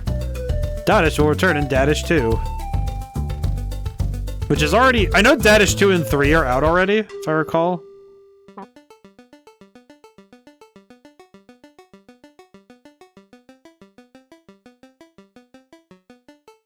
And... Good job, buddy. Alright then. So what happens when I press the A button? Does it literally reset? I just want to see. Does it actually just reset? Is that the whole thing? Ah, it gives you a world map. I see. Very cool. So now you can go through... So you can go through and find all the stars. I see. And you can turn on the timer. Okay.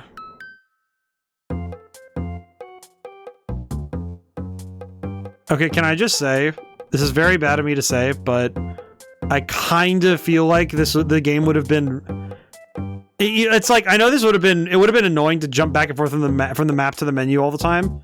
But I kind of feel like the game would have felt a little better if you were going... If it was like Mario World, like... Because this is a very Super Mario World looking map, right?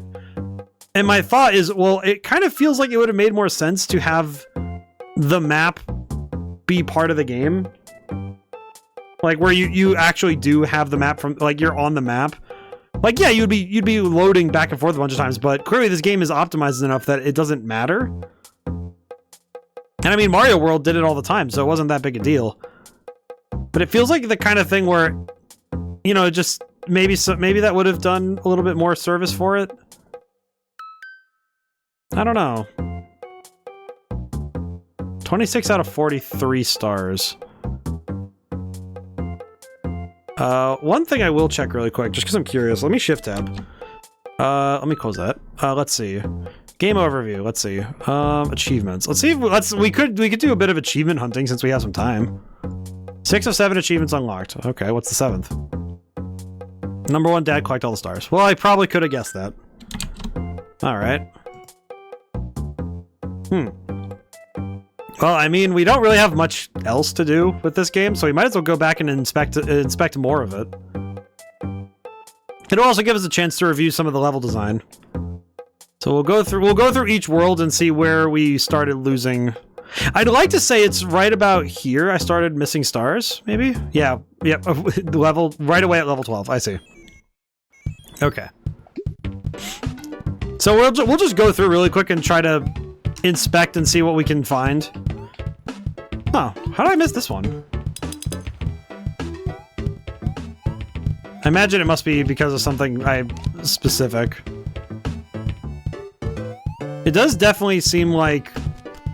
I feel like this game definitely feels like they said that he'll return in Dadish 2 in this one, which kind of makes me feel like they designed this one and then mentally kind of went, oh yeah, we're going to make a second game.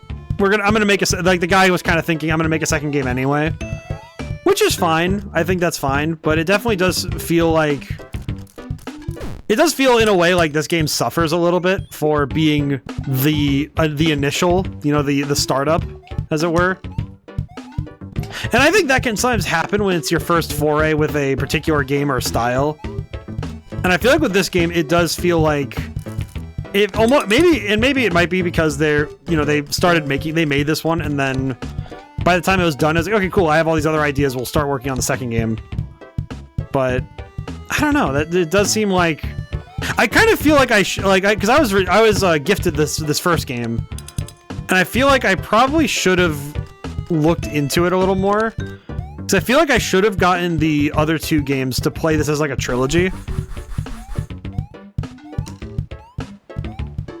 Okay, where's the star is the question.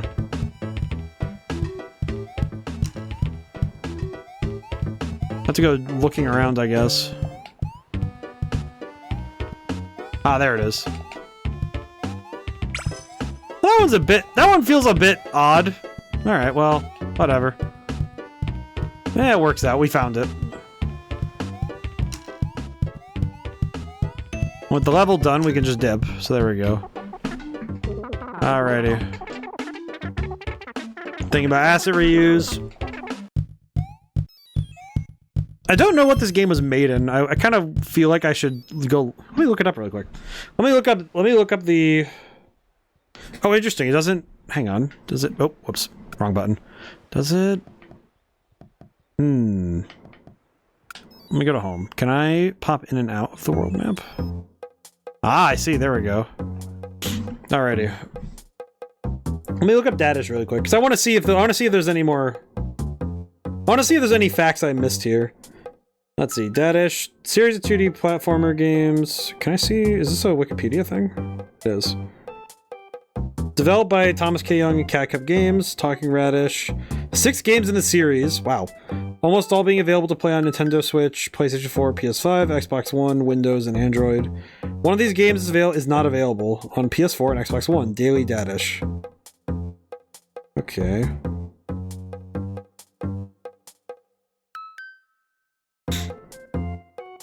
Okay. Is there anything about how it was made? r/Dadish, that's funny. Unreviewed, what? Unreviewed content, what? On that Dadish? On the Dadish Reddit? Let's see, Dadish engine. What was it made in? Made in Game Maker Studio 2. Dadish 1 and 2 are made in Stencil. But I completely remade them in Game Maker for the PS and Xbox. Oh, that's cool. Interesting. Okay. I guess that sort of explains some things, just because I know that I actually I'm a little familiar with Game Maker, but I feel like Game Maker is a tool that it almost feels a bit like a specific era of game designer comes from Game Maker stuff. If that makes sense. Like, There's a certain era where it's like, I think the 2000s to 2010s, if you were making games, if you were learning how to make games, it does feel like the developers of that time started learning systems. It, to me, feels a bit like how I ended up with RPG Maker, where you get a system or, you know, similar, you know, frameworks and, you know, like buyable systems, like engines and such, and you end up using them because they become your home base, as it were. I think part of my own fascination with RPG Maker comes from my proficiency in JavaScript. Because I feel like, if necessary, if I ever wanted to like customize RPG Maker to a certain degree, I feel like I probably would start messing with the JavaScript more. And the only reason I really don't is just because... Oh, I have to reset. No, not home. I do appreciate the dedicated reset button, though. That is rather nice of them. But I do think that the feeling of comfort being in a familiar space in terms of both coding, like, you know, coding and the formatting, I feel like that can be a big factor as to why a developer will choose one system over another. I do know at some point I want to teach myself Godot, like how to work in Godot, because I have a game I want to make in 3D that I feel like I don't really trust Unity and Unreal enough to want to work in there anymore. I guess funny thing, that's also a horror game, but it's also an action game. Because I know that I've had a horror action game in my head for a while. Sort of a detective game too, but that's neither here nor there. I've been thinking on it for a long while now. It's in the back. It's one of those game ideas where it sits in the back of my head. You know, kind of the. It's one of those very, very good ideas. So it just kind of sits back there. Alrighty. Wait, it says 43 stars. How's there more stars than levels?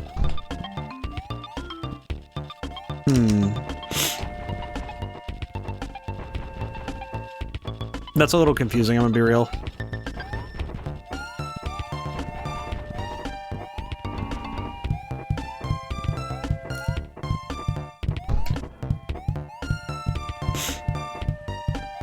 Oh, that's bad timing. Ooh.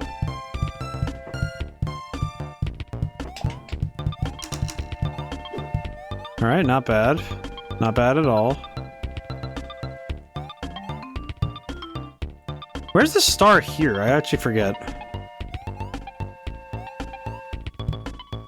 Well, there's the child, but where is the star? Oh, crap baskets. Well, I guess I just have to finish the level then. Oh, that's weird. If you try to restart, if you hit the restart button, it restarts you at the checkpoint, not the... It restarts you to the last checkpoint activated, not at the beginning of the level. Well, that's weird.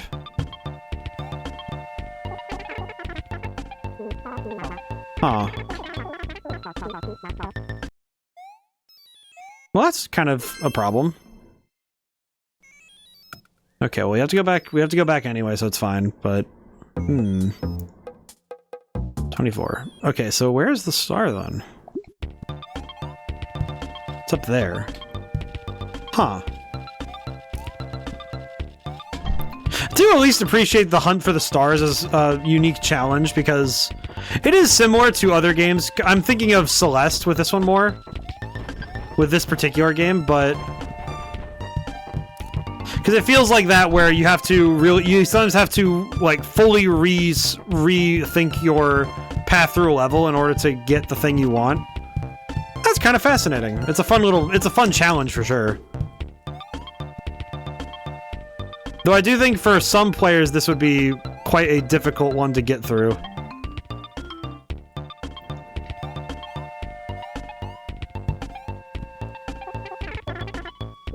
Oh wait, no, God dang it.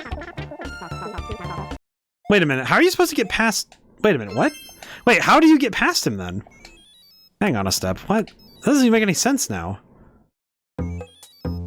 I'll get that star too, but that's fine. Okay, but how do you... I just want to reach this then. Oh, I see it now. I have to do a short hop, I think. I think.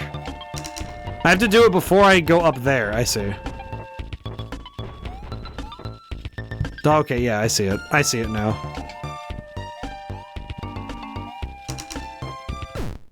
Doit. Ah, God.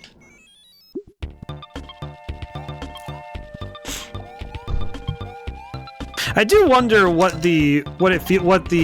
probably should have. I don't know why the Dadish Reddit is because I don't sign in on my phone. I don't have the app, or because I am not a Redditor, but it is just not my place.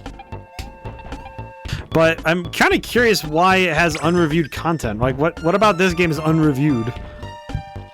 Kind of seems like it's a community built around a dad radish. I don't really know what could be unreviewed and concerning about the dad radish. Are people drawing suggestive art of the radish? If that's the case, I really don't want to know. But but it just kind of worries me. It's like, what's the problem with the Reddit? What's the deal with Reddit? God. You know, I kind of feel like I won't even be surprised. Honestly, that's fair, Gonzavi. You know what, you're right. You know what, you're right. You know what, it is fair to think about it. Also, how's it going today? I hope things are well.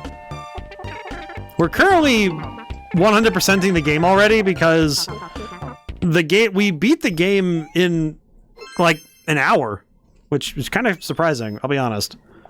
Okay, we do need the star in this level too, so that's fine. Hello, hot dog. I kind of forget where I just stood there. That's fine. I'm kind of surprised because it doesn't feel like this game should be this short.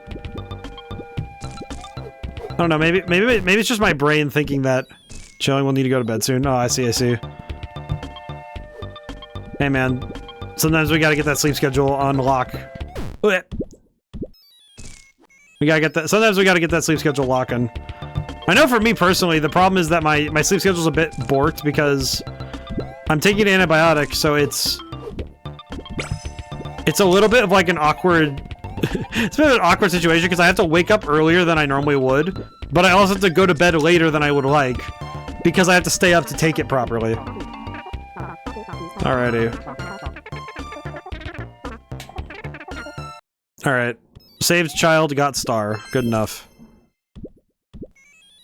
Alrighty.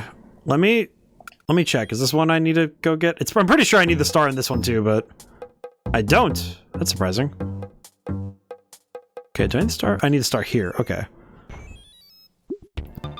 Oh, this is the one that I had. You have to. Yeah, I have to get the star down there. How do I get that?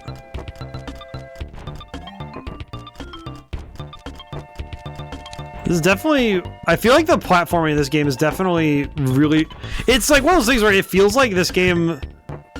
When I saw that you could play this game online, I definitely could see this game being like.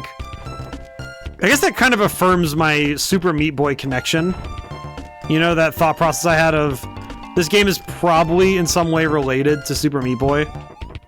In terms of like, okay, it kind of feels like this game is like a Flash game in a way, you know, where it feels like this game would very much belong in the era of Flash games on like Armor games or I wasn't even looking, jeez. Or like the PC like browser games of yore kind of places. But I think that was where small compact gaming experiences were kind of cutting their teeth originally. And I think Steam kind of became the de facto home of these experiences again. Like, at least, I say again, but like, as a place, it's just in general, because I think there is very little home now for the browser game and what remains of the browser game.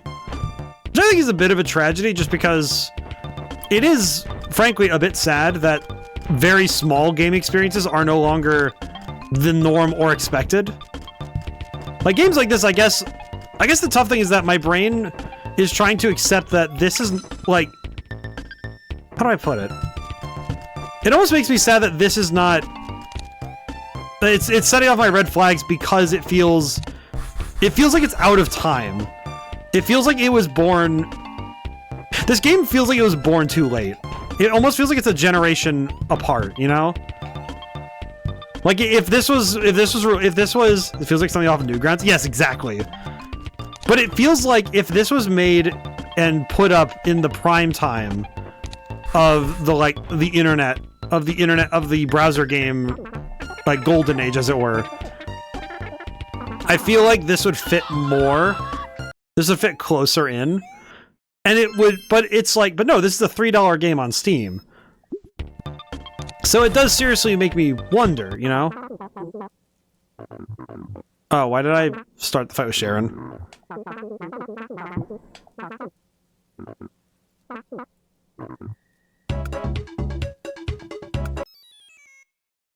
I do not need to fight Sharon.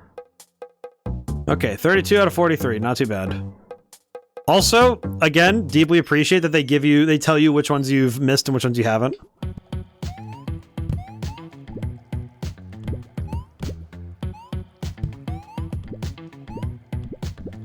Oh, I saw it that time. There we go, got the star. Nice, nice. But I think that's something that... I feel like that's something that this game definitely... I guess maybe that's where the schism is, and maybe in a way that's... Maybe sadly, that's why I'm kind of getting this... I kind of get this game, because... I feel like... some developers, and maybe by extension this guy, maybe he feels the same way I do, where it kind of feels like we're making games for the generation that we grew up in, not for the generation that exists now. If that makes sense. Oh, we already have the star here, that's right. Oh well. It's not gonna hurt me. But I feel like this game in a way inadvertently, because I guess it makes me feel a certain way because it feels like it's not quite in the generation it was supposed to be. Like, there's a certain tragedy in a game that feels like it's supposed to be a browser game being born far after its time. I don't know, and I guess in a way it also makes me sad that this game, I don't know, it's like, it's nice that I think I'm just happy that it's being appreciated by somebody, you know, like that it has a larger community of people just kind of cherishing it. That makes me happy, you know? I mean, it has its flaws. I definitely think it has its flaws, because it definitely has some weirdness to it. It has some friction. It has friction in it that I do find myself at times chafing against. But I do think that I can, after, you know, all this time with this game, I do think that I can feel the passion and the love that this developer has for this little radish, you know? It's like, I get it. I can see it. I see the vision. And that's nice.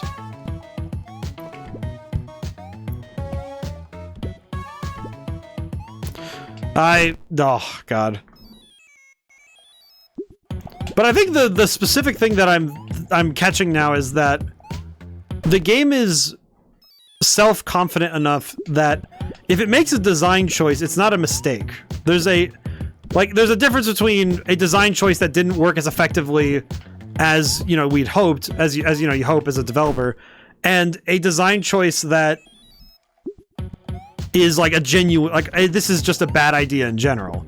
Because I've seen the difference between what is a bad idea and what is a just, okay, this is just the game. The game made a choice, and for some players it'll work, and for some players it won't.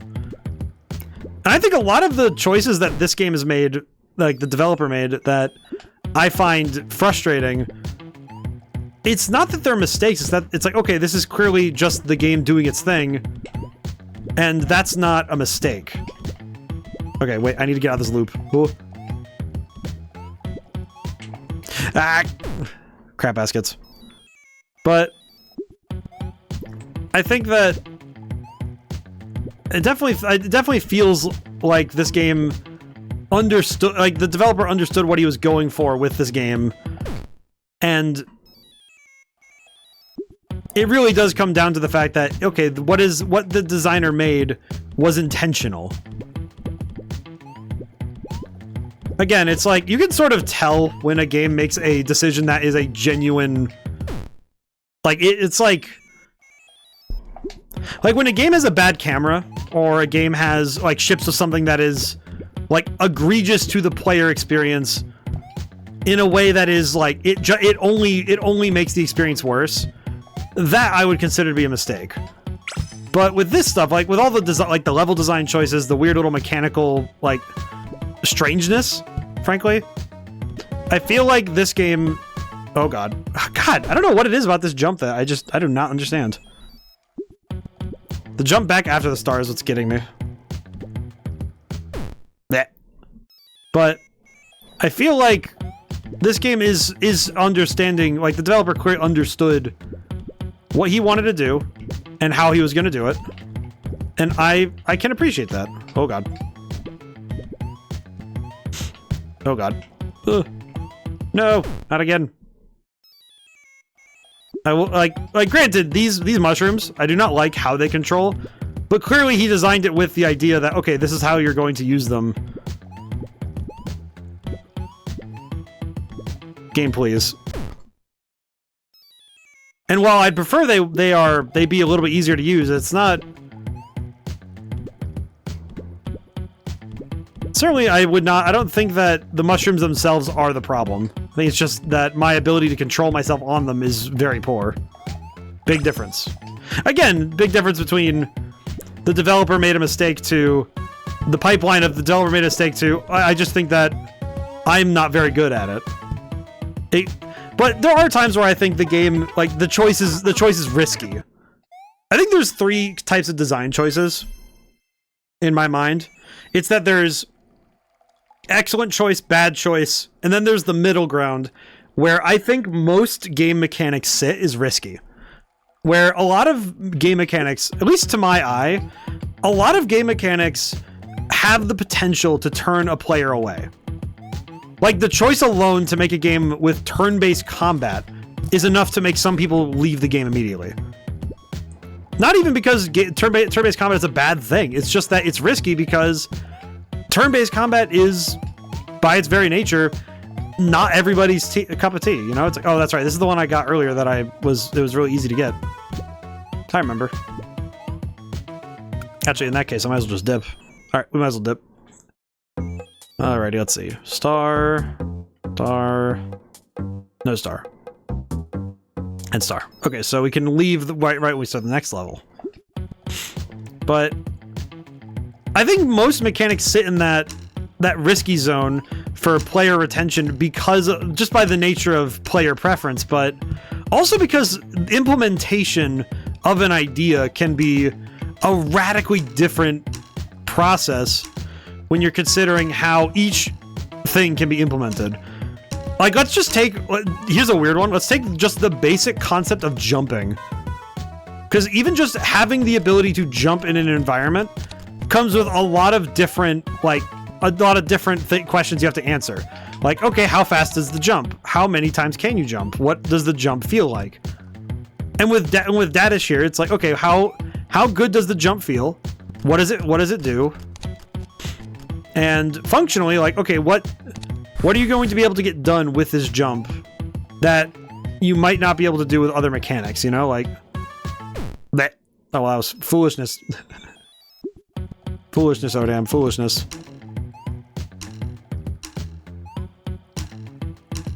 But, because, like, look at this jump. See this jump? It's very simple. It's very easy.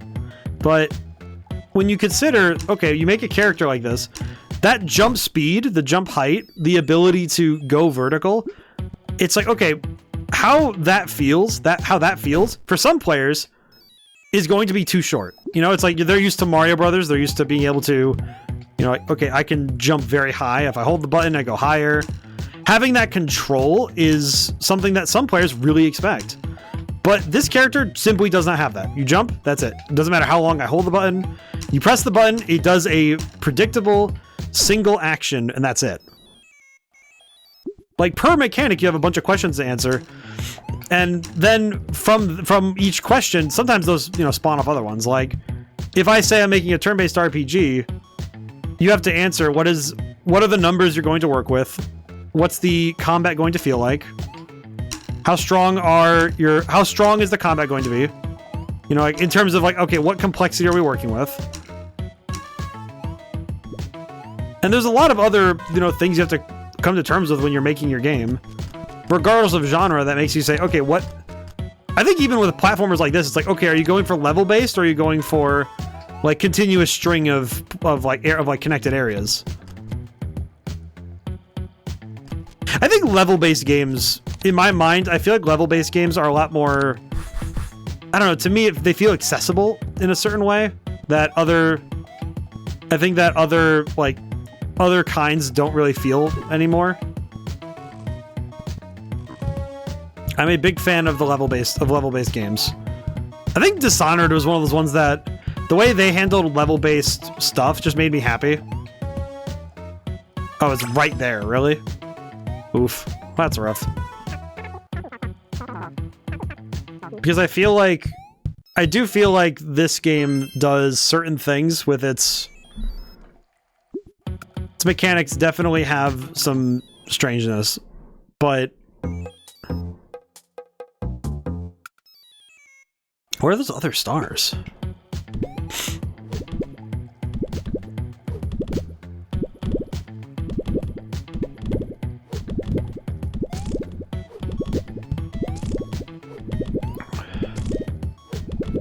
Ah, God, I screwed that up.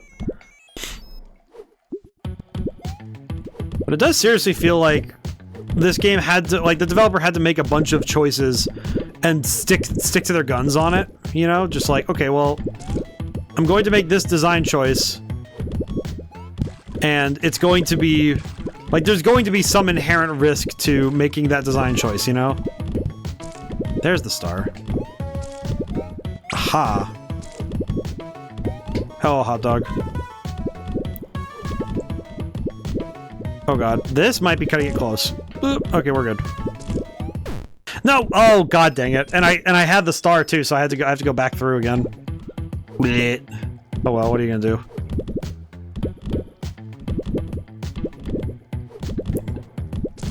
But I think I'm thinking about it now. I do think there's a lot of platformers now that have to kind of put it nicely. They kind of have to fight for their place, as it were. Because I'm thinking about how this game, you know, it's like, okay, this game is this game's doing some really good stuff, but it also feels like it would have to fight with every other, like, you know, established platformer to kind of get its time in the sun. Ah, god dang. Why is it that the second time through my brain just turns off a little bit? Jeez. Oh well.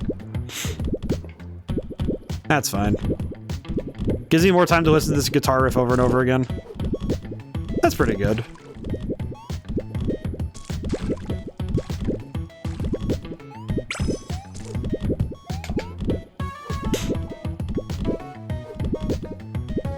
But I guess looking backwards some, one other aspect of this game that I think maybe kind of alters its feel is that it is also in the wake of a lot of other games, you know, like there are a lot of other platformers around Dadish. Oh god dang it. Oh god.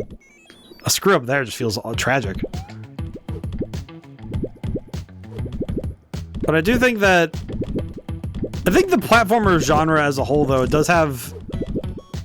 has difficulty innovating in ways. But I think it's because there are so many good ideas already there that if you're going to make a new platformer, or you're going to make one in general, it's like, okay, you have to really be self-possessed by your idea. You know, it's like, okay, what...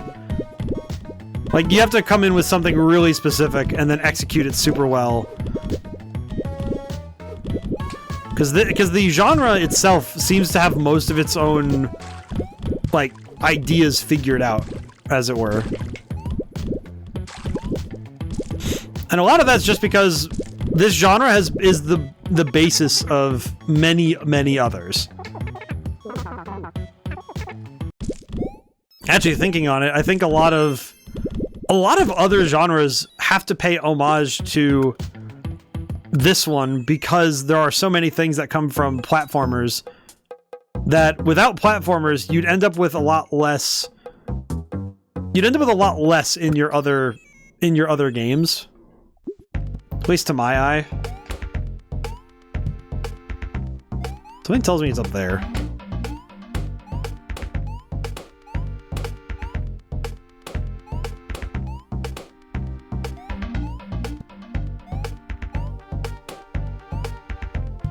Yep, there it is. All right, that one wasn't too hard to figure out, but that one definitely feels like, okay, that one definitely feels like a kind of almost like a gotcha, you know, like, okay, yeah, are you paying attention? Do you pay attention, streamer? Hope you are.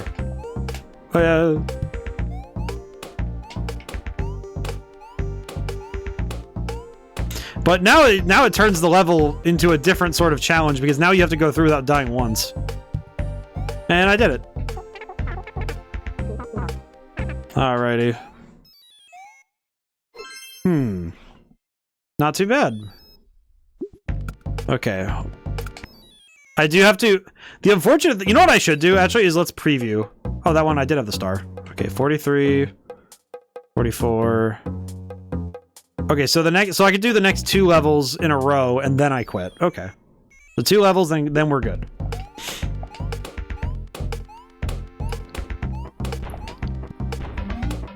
And I as much as I was giving, you know, I was kind of giving a bit of crap for the sheer number of like different mechanics and ideas they threw in this game all at the same time.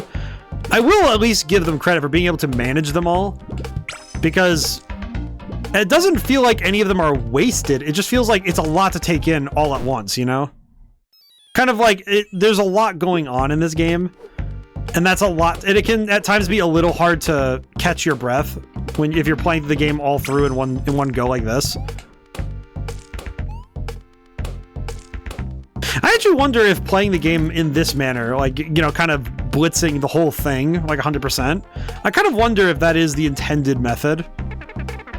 Or is it something where you feel like it should be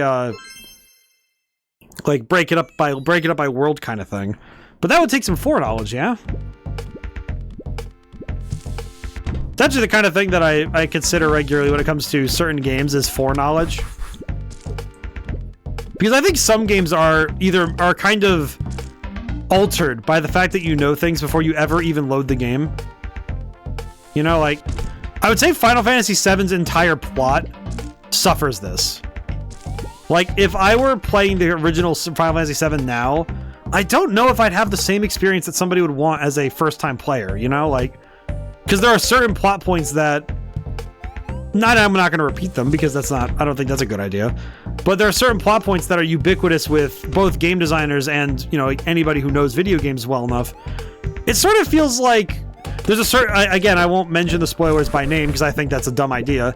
But there's a certain spoiler for, like, the Harry Potter books, for example, where you kind of learn the spoiler just by learning about the books in the first place. Ah, that's a clever hiding spot. That's nice. Good hiding spot, Dev. All right. But it definitely feels like I think certain games end up becoming something else because... Oh god, no. Nope, I couldn't make it. Oh god. Well, that was...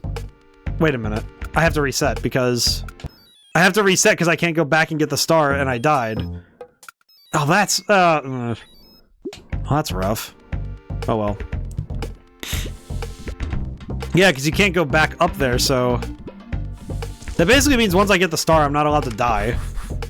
That kind of sucks. I see.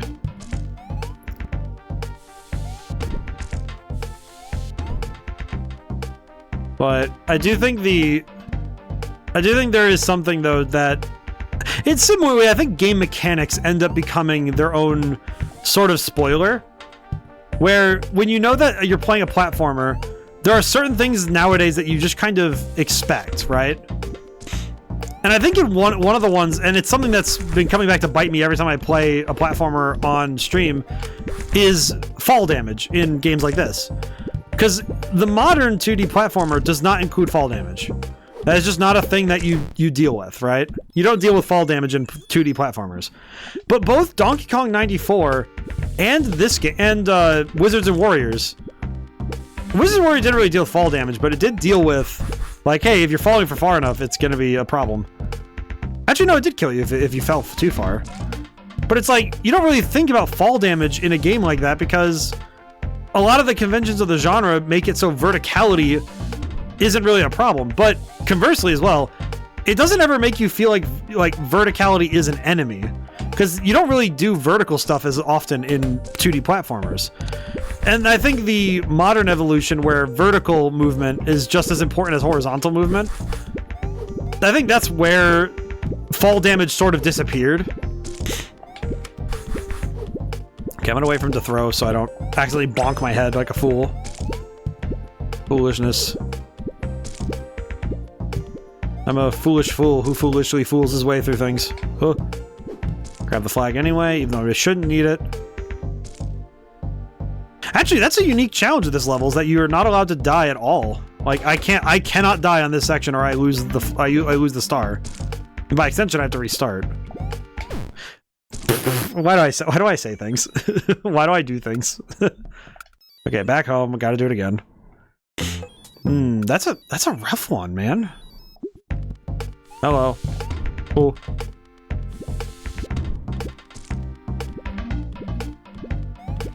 But yeah, no, it's I think game mechanics, like as I said with like their spoilers, there's also some other like tone things that I think like, and maybe this is just me thinking out loud, but I don't think I've ever seen a 2D platformer that's horror. You know, like if it's gonna be in 2D and it's a horror game, it usually kind of sticks to, it doesn't make platforming part of the problem, you know?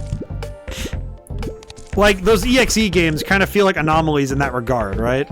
Like, I'm thinking Sonic.exe, it's like, okay, it's not really much of a game, because it's not really like a win condition, really. Though, now I'm kind of wondering if there was a way to build a horror game where... Because even games like I'm thinking of the NES Friday the 13th game, it's not exactly the same kind of scary as playing a bona fide horror game.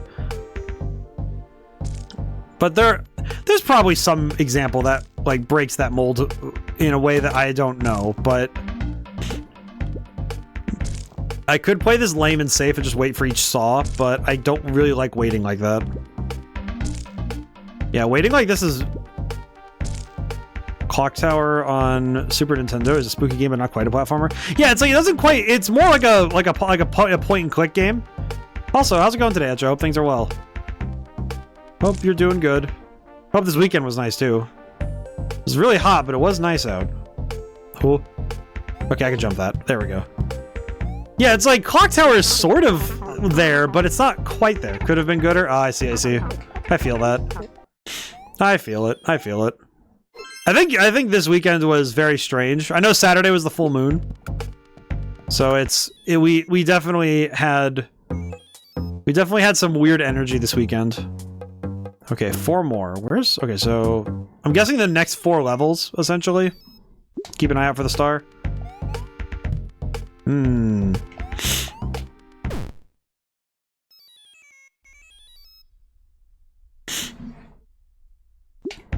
Okay.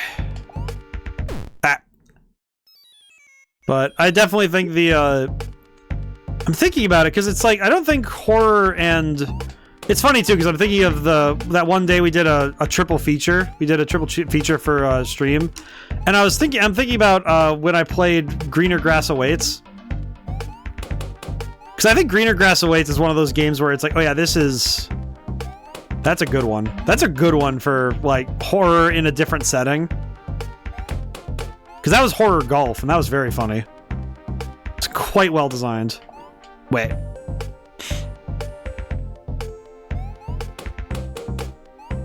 Oh, I hit my head. Nuts and bolts. There we go. I was talking about mechanics as spoilers, but I think you know what's the other one that kind of feels like another genre that feels like you sort of have an idea as to what you're getting into? It'd be on Steam. What's the first golf game I can't remember the name of? Has to be on Steam. I see. I know Greener Grass Awaits is the one I think of all the time because that one's my favorite. That one is probably one of my favorite indie titles, where it's like that's a bona fide just weirdo game, and I love it. Oh, I missed. Oh, miss. Nuts and bolts. Come on. I didn't even see the star yet, so where is it? Okay, I do need to restart the level. Where is stars? turning into Nemesis, just like stars. Thank you for the work, Zombie. Oh. But there's a couple of games where it's just I feel like, but I think also it's that I feel like certain genres are more or less inclined to pull things in the dark a little bit. I think maybe it's just because I've been steeped in horror stuff for a while now. There's a hole there, maybe? Maybe? Oh, there's a hole here. Yo. Aha. I like that some of the stars make you feel like a sleuth. I like that. That's a lot of fun. Oh. Because it kind of makes you feel like you have to be a detective going through each level and make sure that you're paying attention. Which is quite good. You know what's the thing I'm thinking right now is I really want to do a tonal whiplash sort of thing with this game. Because I really want to... There's a particular story... Can't afford to pay attention. Dang, that's crazy. The economy must be crazy if we can't afford attention. That's crazy. The economy's hitting different when we can't pay attention. Oh, there's got to be someone who's made that pun before. Where it's like, ah, yes. Inflation's so bad we can't pay attention. Oof. Nyong. Up we go.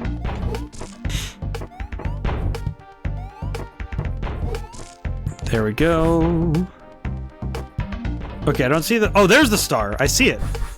I see exactly where it is, too. Foolishness.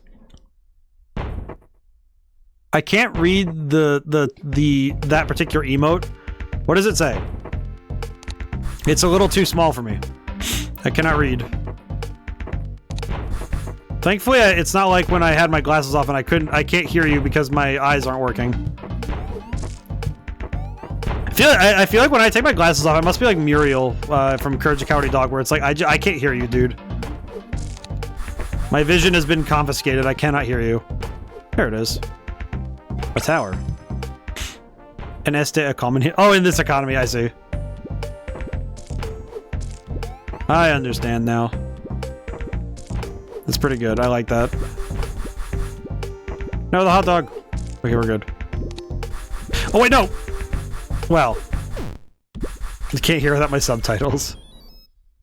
I feel that, man.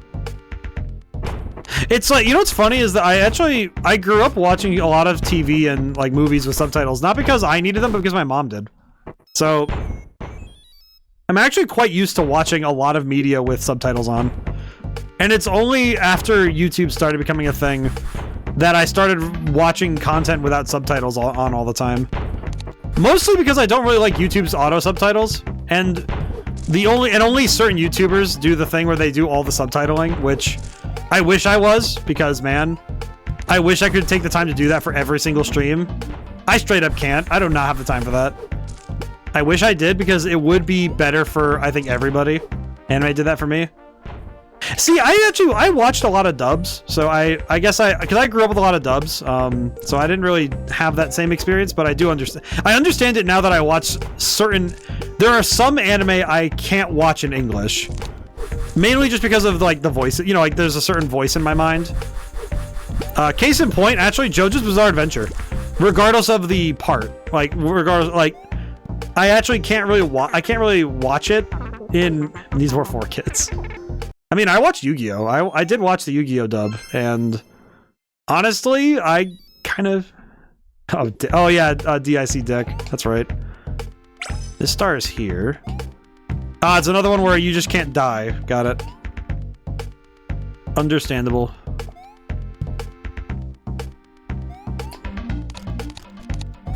Alright. Doing good.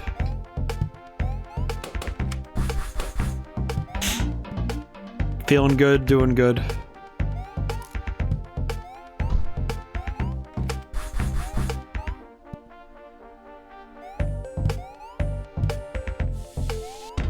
Alright, he's dead. I have killed him. But I do think that dubbing gets a bit of a bad rap, because as much as some of it really was just really weirdly handled, As much as some of it really was weirdly handled, I do think that without, it's like, if whether or not the dubbing was going to be one way or the other, I do think that it's good that the show still showed up here, you know? Like, do we wish that the dubbing was a little better? Yes. Do we wish that things, you know, were a little closer to the original? A little. But I don't know, man. I do feel like if history turned out differently, I wonder how many things we wouldn't have gotten because of it, you know? Like, there are a great many things that I could see being outside of... Couldn't play Final Fantasy 14 because how bad one character's voice annoyed me. You know what's funny is that I thought that would have been the case for me with Genshin Impact's Paimon, but honestly, she's just kind of there. So I played it in French. I feel that. A bit of a shame, but I feel that. I mean, I know there are certain games I actually don't know the voices of characters because I play them on mute. Like, certain characters' voices I don't actually know because I have the game's audio off so long that I don't actually hear them. Case in point now, Honkai Star Rail's last couple updates, I don't actually know the voices, English or otherwise. Because I straight up played the last couple updates with no audio on. Oh god, my nose. That. For some reason I sneezed once earlier and my nose is now like, hey buddy, you probably shouldn't have done that. And I'm thinking that it's correct. But yeah, I think that, because there are some games where I feel like the voices, no matter, even if they do, the voice actors do a great job, it's just kind of like, okay. Whatever, man. Latin American dubs go hard. I'll be honest, I haven't actually seen any of those. I do remember one time, I think I watched a Digimon movie on a Latin channel. I don't even know why. It was just, I was in Virginia or something. And I just remember watching the Digimon movie and it was the dub, but it also had, how do I put it? It's like, it had all the fixins of Latin TV. You're watching so much anime dubbed in Latin American Spanish. Ah! Oh, I slid. Oops. I'm an idiot. I feel like depending on where you grew up, I think the opinions on dubbing in both games and anime feels a little different. It's funny because I'm thinking about there's a game I'm going to play next Sunday because I want to play a nostalgia game for me, and strictly that's it. But I wanted to play it, but I was thinking about it because I want to play Naruto Clash of Ninja 2 because it's nostalgic for me because I grew up with it. It's one of those games that I played ad nauseum with my brother because it's really freaking good.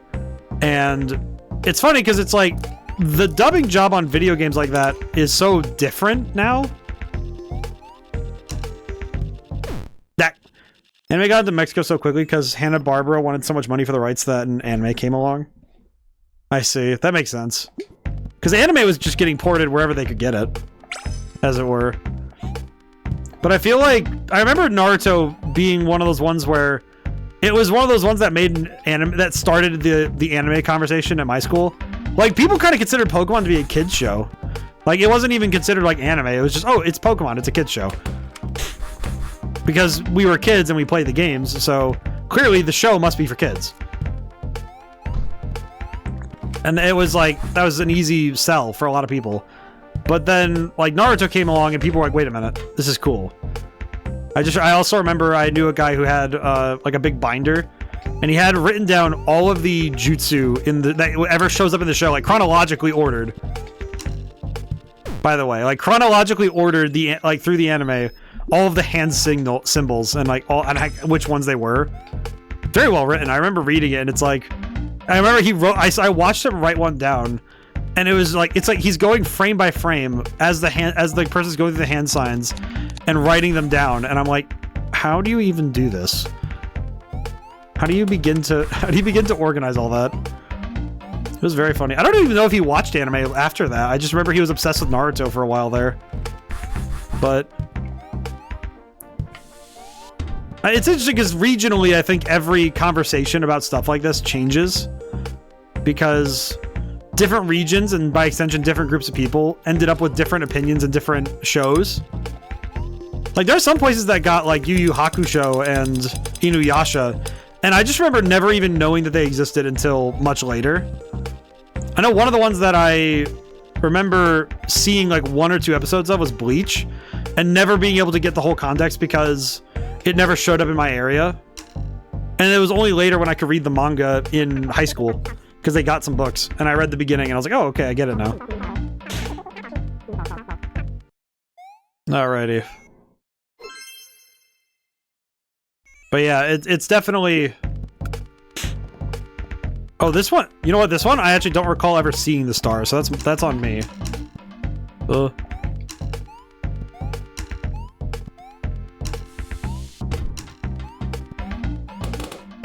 did I get the star here? I actually don't remember.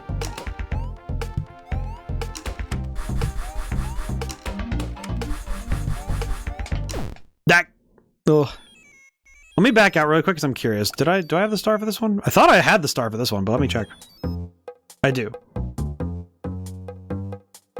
Then where's the last star? 42 over 43, where is it? Did I miss the level?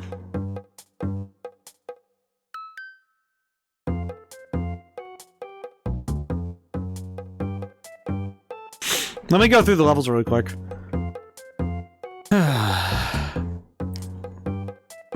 But yeah, I think with anime, it's one of those weird ones, you know, where it's like it's weird. It's weird when you watch how it grew. I think games also sort of have this same feeling where if a game was made in Japan and it needed a dubbing job done, it was such a different process than nowadays, where now it's like voice actors are really treated differently now. And it really does make, I think voice acting becoming more mainstream mirrors how the job of making video games in general became more mainstream. It follows the, oh, there it is. What the heck? When did I miss this one? Okay, whatever. Up we go. Kind of an anticlimactic final level to get this on, but whatever. It works, it works, it works. I'll go beat the boss again, the final boss again one more time, just for good measure, you know? Alright, there's the star. Oh, that's right. I remember. This is the one that you have to be really careful about, that section. I remember. As they say. I think in a way, too, a lot of, like, certain game mechanics feel similar in that way to me. You know, where certain things ended up getting translated over to other countries. And as other places grew their international web of knowledge, it began to be more like mainstream, that certain ideas and mechanics would become constant variables rather than being things that were kind of interspersed in the medium and in certain genres. There we go.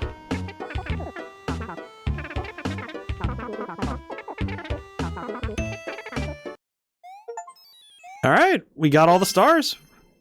We'll go beat the final boss one more time, and then Dadish is done, which is kind of weird to say. I'm gonna be real, because I thought this game was gonna take longer, and then it didn't, and I'm a bit surprised. But honestly, I don't think that's a bad thing. I think that this game being self-contained, self-confident, and well done, like the platforming's pretty well executed. I think it did a good job. I do think that the boss fights, like again, I think the boss fights are the weak part here, but again, the fact that the boss fights are only a fraction of the game, that's fine. You know? Possum mode. What is possum mode? Huh. Whoa. Huh. Let me really quickly... What is possum mode?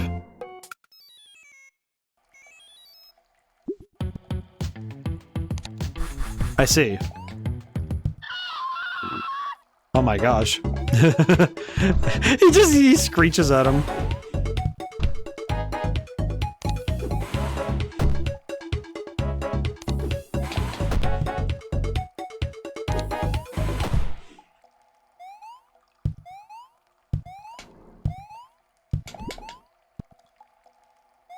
What is this guy?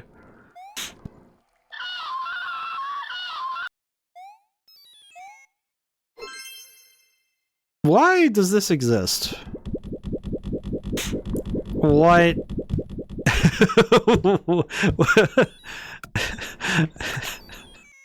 You know what? Good on him for making a mode for this little dork. I love him. I do love him. That is great. You know what? I'm gonna take. We'll beat the game the way that it was intended, with this guy screeching at the final boss. Hello. Oh my gosh. I like that they all have the same dialogue. Just, oh my god. It's like, are you good, bro? It's like, Blood, are you good? Dude, whoa. Oh, that landed a double hit? What? That's a thing?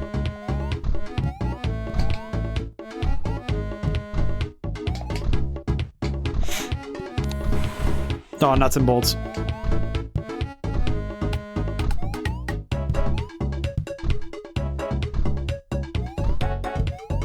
No, don't follow me that quickly.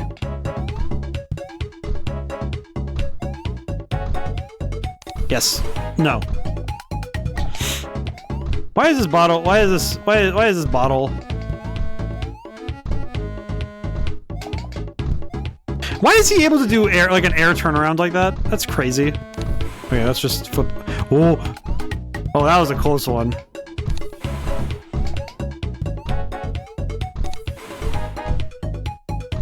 No, nuts and bolts. Ah, oh well. No.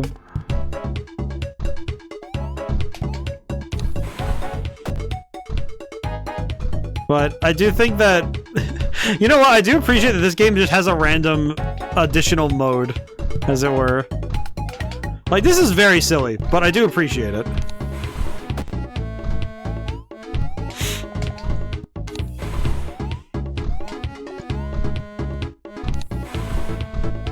Nah.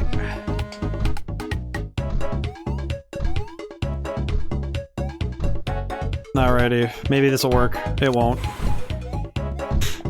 Okay, come on. Man. He's at like the perfect angle. Why does he have the perfect angle now?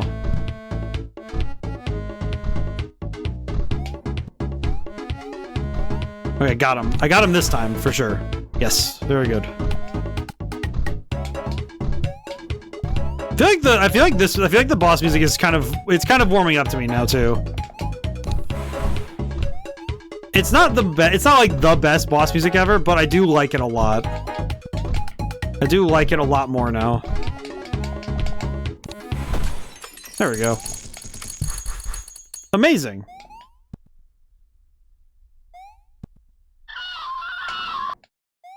Nice. All right. Oh my god.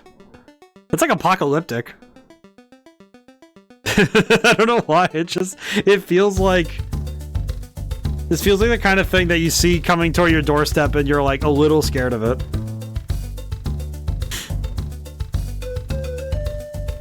Well, that was nice.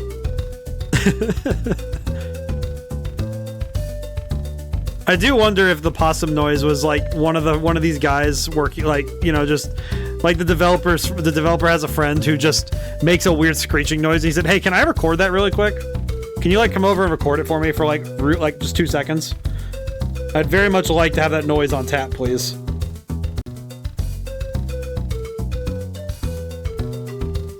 Just like the kind of sound that feels like somebody definitely like hurt themselves making it, but it was very funny.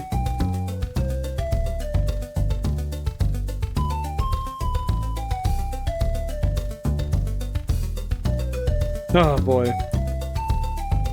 Well, things worked out well. Kind of feel odd that Dadish is done already.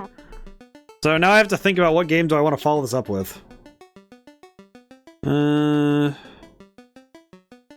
And... Alright. Nice. Okay, I do need to pop open Twitch on my phone so I can change the category. Because we're going to change out really quick. Ah. Unfortunately, we finished the game. Unfortunately, we like finish the game, which is kind of a problem. I'm gonna be real. Oh wait, where did I go? Where am I? There I am. The Sonic Game Gear 2 Game Gear reference, I'm pretty sure. Oh, that's funny. I didn't know that. Oh. What button did I press that made me go away? That's weird. So we accidentally 100% of the game. Also, Crooked, how's it going today? I hope things are well. I do not want to open an Excel spreadsheet. That's not going to be a fun game to play. See Tails and the stars at the end. Oh, I see. That's pretty good, actually. Let's see. What do I have that could be played in such a strange time?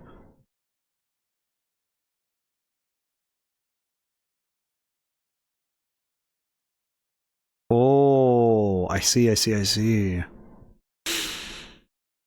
Well, that would actually make a wonderful double feature. I think I know what we're playing next. Let me change the category. I looked and I'm like, oh wait, that's right, I never played this one. I didn't play this one yet. Hang on.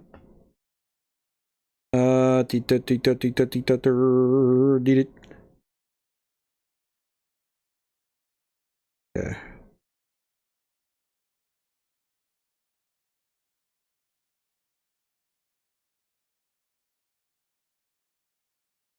Let's see, what's the name of the... How do I spell that? Oh, I see.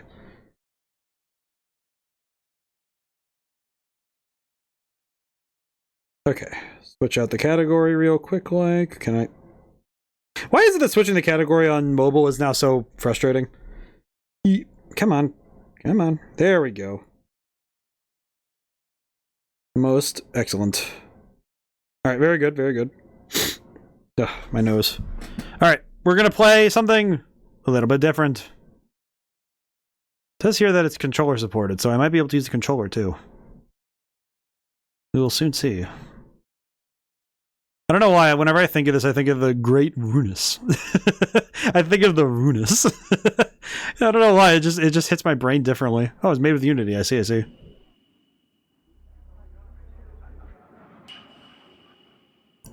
I see. Bing bong. Top of morning.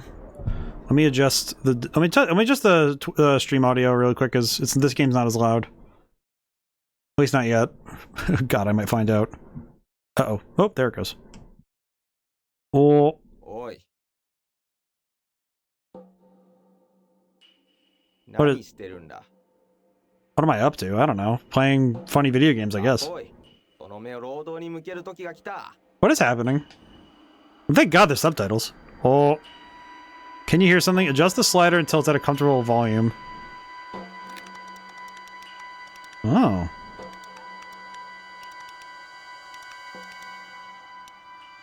And, yes.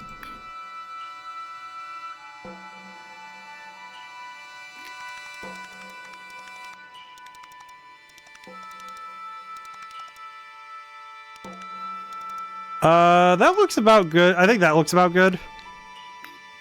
Looks like the encoding will be good too. Oh. Oh man, playing this with a controller is wild. Whoa. Yo. Is this the place in Cruelty Squad with the microwave ambience? Now then. Where am I? What is this?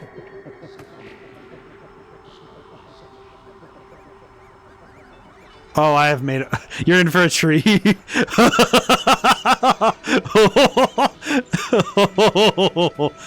Oh, this is excellent. Oh, Elder Sprint.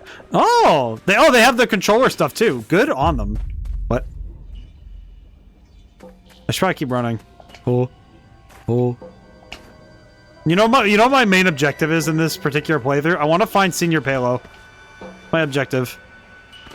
What is this? I can teabag. I see. Very good. God, okay, can I just say, you know what's one thing I do absolutely adore? I love 2D characters, like the character I'm playing as being...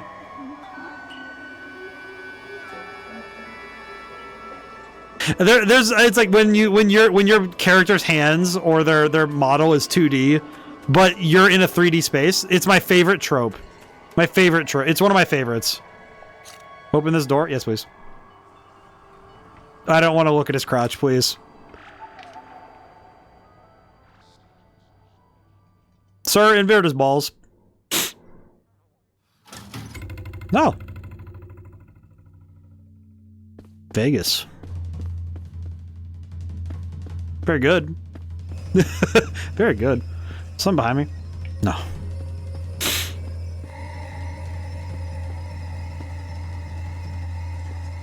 Hello there. I love this. This is great. Hope you don't mind, but could you tell me Where the hell is the boss? I love the different voices ENA has.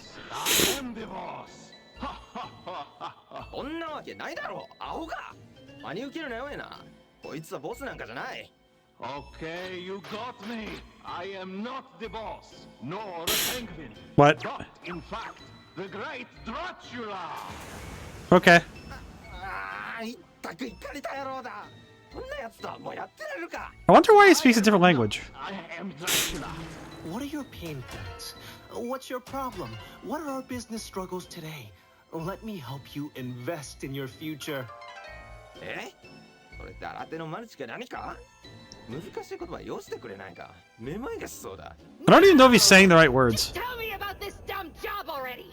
仕事に積極的なのかそりゃいい心がけだいやそうだなよく聞いてくれ時間はだいぶかかったがこのおしゃべりはなんとかボスの居場所を突き止めただが一つ問題があるとすればお前は遅すぎた今からそこに滅びた身の始末に行こうにももう俺たちには時間が残されてないんだ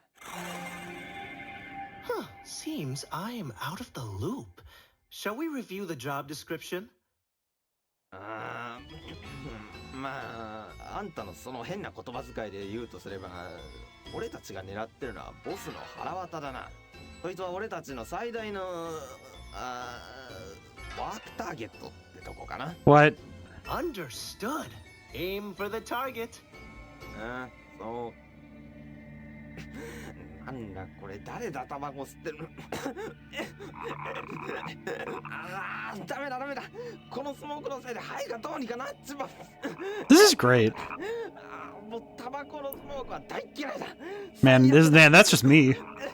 If this much I am Dracula. Ambush at the scene. Could you point out the boss's location? こっちだこっちに来い見ろあの島が見えるか Huh. ボスはどうやらあそこに潜んでるらしいんだへなだがまずはこのスモークを消し去ることが先かもなで取引成立か ENA's two main personalities in the game are a salesperson and the meanie, so we're going to be speaking in a lot of the work lingo. Honestly, fair. I get that. Can I just say this exact like art style, like this era as that's being emulated here. あんたは元いた場所に戻れそして受付を見つけるんだどうすれば肺をパンクさせずにボスの元にたどり着けるのかを必ず聞くんだ Something Most categorically doable.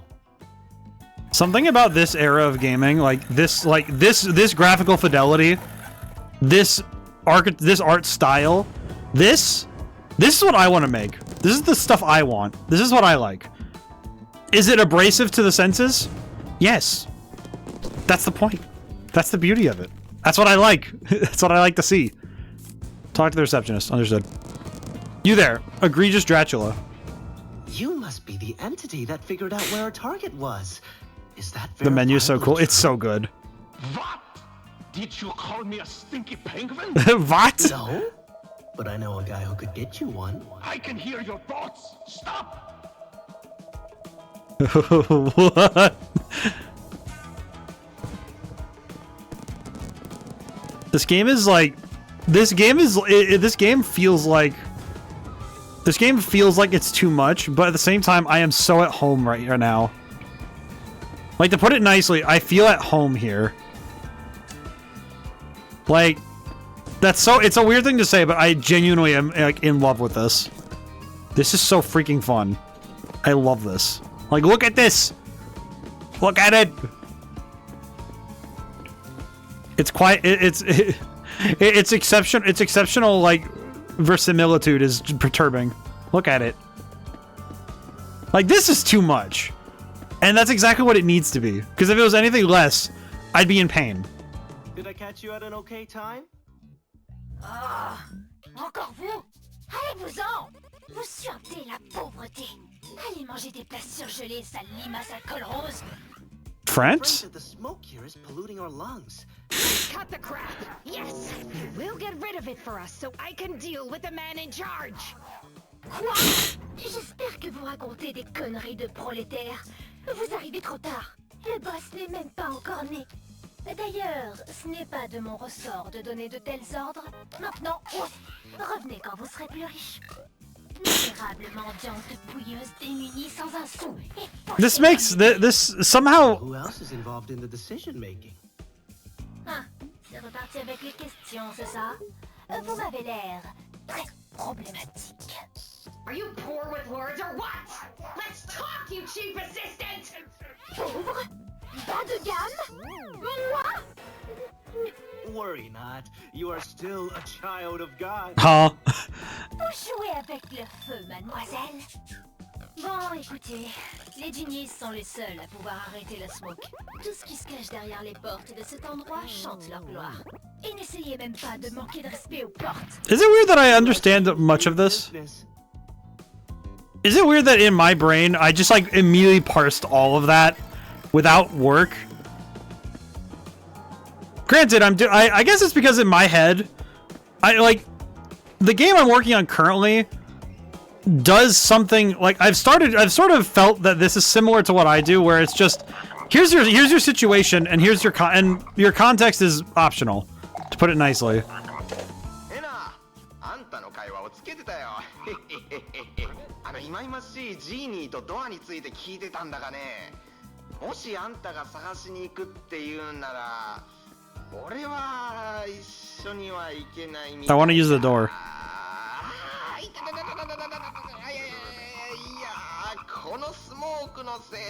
Dude, if your feet hurt from the smoke, that you should see a doctor.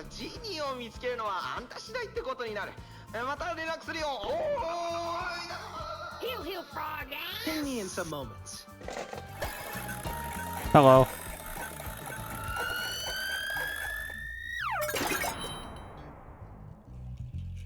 Me too, buddy. Me too. Are you? Not fooling anyone, fraud! Ну да, твоя правда. Меня звать Кейт, а ты вот Эна. Я тебя тут миллион раз видывал. Тут что, фестиваль простаков и простачек?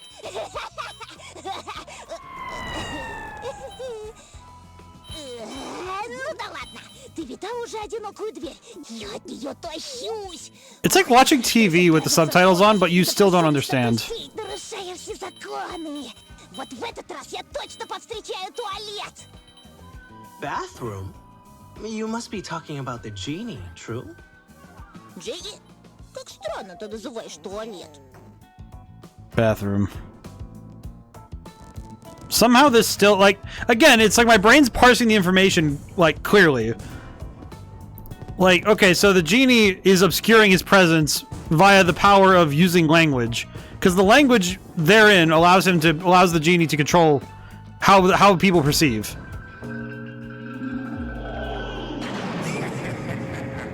I am the boss. Boss of what? The head spin is so good. ENA, unpopular everywhere, aren't you? I have studied ENA for a long, long time. Say, are you a professional stalker? Don't take it personally. No. Common mistake, but sad mistake. The sun eye makes me happy. Other entities are inside crowd door, begging for autographs, for fame. No Piero the Genie equals no town. Crowd door, is it? Sounds like we've got a busyness there, huh? I am confident. You are unwelcome at the door. Huh. Piero the Genie is an entity with deviant tastes, just like me. How do I like Dadish? It was pretty good. I had fun with it. I quite enjoyed it. I feel like it was a bit brisk for my tastes, but I also quite enjoyed the combination of its like cozy. It's cozy because it was very sweet. Did you like all the jokes? I thought the jokes actually kind of fell flat for me. I don't know. It was like it didn't feel like it didn't feel like he was really hitting it out of the park with the zingers. I don't know. It just kind of like, certainly not poor writing. It just wasn't really hitting it for me. I don't know.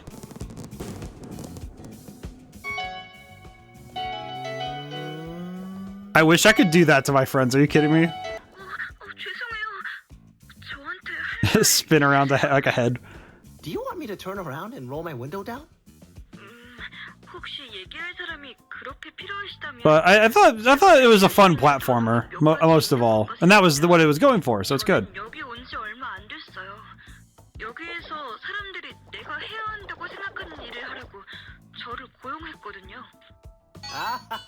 You look like a fellow entrepreneur. Let me shake your hand and collect your genius germs. 죄송해요. 제 업무표에 따르면 악수는 제가 하는 일에 포함되어 있지 않습니다.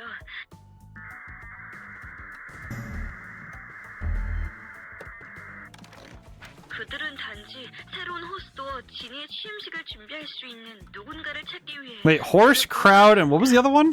혹시 그런 사람을 아신다면 가능한 빨리 그 사람의 혈액 샘플을 저한테 팩스로 보내주세요. I have a question. So is like the fold in her hair, like the part in her hair, does it serve as a fax machine? That's quite efficient. I like that. Stop firing that. It's bad for your lungs. Now then. This door? Open the lonely door. Then the other one's the lonely door. Ah. The door. You know, I had the thought that this game and LSD Dream Emulator, I feel like the key is that there is something disconcerting when, like, with tone shifts, right? The nerds go to the bathroom. I see. It's a psychosomatic option. Oh, hey, what's this? Oh. Dude, that effect is crazy. What the heck? Naphthalene? Let's think on it. Gather info and ask questions. I will provide us with a factual truth about this gene.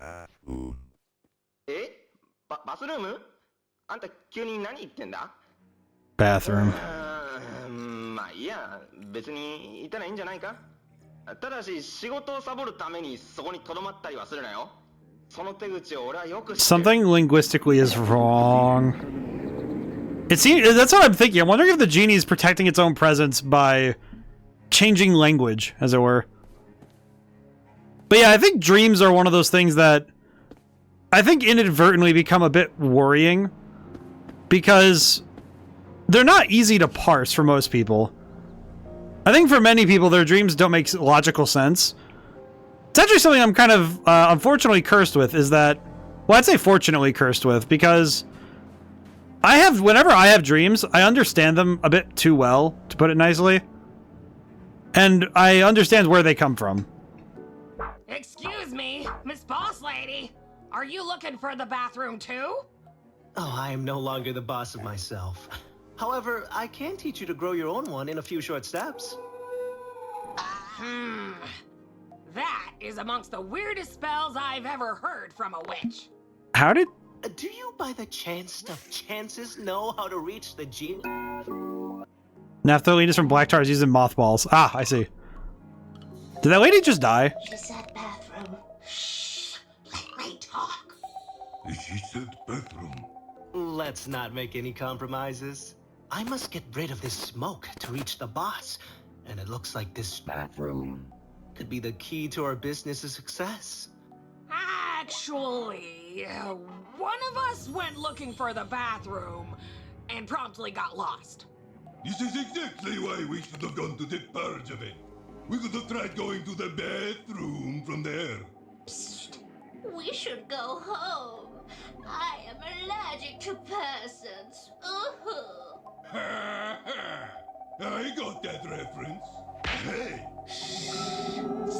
This is so strange. I love them. Say, you seem like an entity who loves overworking themselves. What is that thing in the You background? seem to share the same final destination. Now, which one am I talking about? Kind of.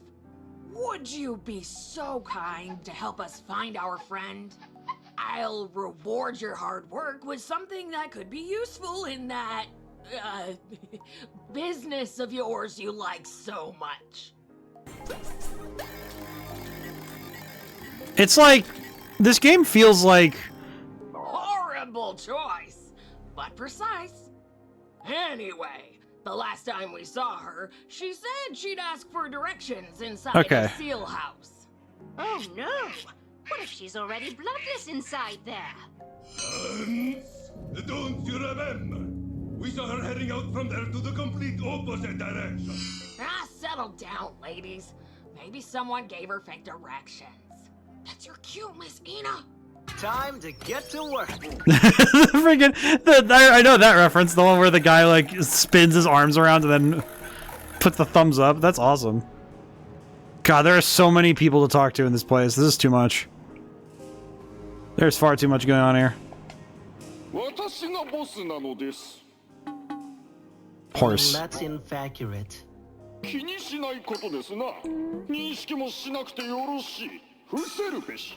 Could you tell me everything you know about this G? そんなヨタ話に興じてる暇はないのです。バカタレがドアを開けっぱなしにしたせいで、ペットたちが消えてしまったのです。私のベイビーちゃん。Babies or pets? 両方とも同じです。二つの存在、同じ人生。二つは魂の I feel like I just had like a core memory made. それは4ついるのです。どうか見つけてくだされ。そうすれば、たんまり銭を使わしましょうぞ。目に銭。Like the term infacurate and no time and no time for shit talk or shit chat. I feel like shit chat is probably my favorite. I'll be right with you. I feel like the term shit chat is now my favorite my favorite term. Okay. I just saw an old woman fall victim to the deceit of that unstable old man at Seal House. Okay. I should probably go start with this and let's just walk around. We need to inspectigate some more. That's where I came from, yeah? Yeah, because I came from up there. Now, where's that freaking bus? Not crossing the bridge. We don't need to do that. That guy seems busy. We're going to deal with other stuff. Seal House. Where the heck is Seal House? Man, this is like... Honestly, as on like the game design side, this is probably one of the most obtuse I've ever seen. But it's like, it's not hard to understand in the same way that something like Fear and Hunger or like Civ. Like I'm thinking of like Civilization 5. I'm just thinking like trying to grasp how to play the game or like what you're doing. This is not that bad. Pet. Oh, that wasn't too hard. It's so weird that this feels organized, kind of like SpongeBob Battle for Bikini Bottom, but like in the weirdest way possible. I guess I need to cross the bridge. Oh good, there's no fall damage in this dream. Thank God. Thank God. Thank God for that one. Oh yeah, I see it. It's just like you have a limited number of things to do in a limited 3D space, but it's not that... Hello. His eyes are censored. Oh no, non un altro. Is he Italian? Guarda, mia signora, non passerai. Possiedo questo ponte. L'ho acquistato stamattina. I'm the anthology anomaly! Step back, jackpot! Ehi, ascolta qui, cortigiana onesta! Ho appena vissuto il giorno peggiore della mia vita! Va bene? Ho combattuto 3 volte! No, 4! No, 5 volte! Mi sono lasciato con la mia ragazza! Ho ucciso mio fratello! E ora...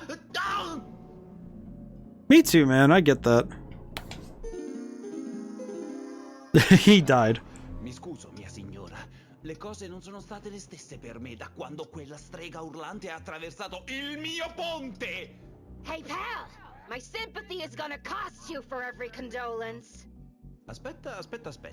Condoglianze? Mia signora pensa che mi piaccia tutto questo? Essere un accumulatore professionista non è uno scherzo. Hai qualche idea di quanto sia stressante questo lavoro? This guy... Ad esempio, hai mai fissato qualcosa così intensamente per 10 minuti all'improvviso? Diventa il tuo regalo preferito? Mi è successo al dannato obitorio. Era così vergognoso. Ok, guarda. Vedi quell'edificio distrutto e vedi quel gentiluomo là dentro? Quel giovane ha tenuto d'occhio It's like I don't want to talk over him because I don't want to interrupt him, but also what? Non è questo il punto. Voglio che smetta di guardarmi. Okay. Se trovi un modo per coprirgli gli occhi o qualcosa del genere, io farò... No, potrei darti la mia gratitudine. Qualunque cosa, non lo so. Okay. Okay. So all these jobs are intertwined and interconnected. Ora smetti di guardare le mie proprietà e vola via. On a side note, him saying, like, the phrase, have you ever stared at something for long enough that it becomes your favorite thing?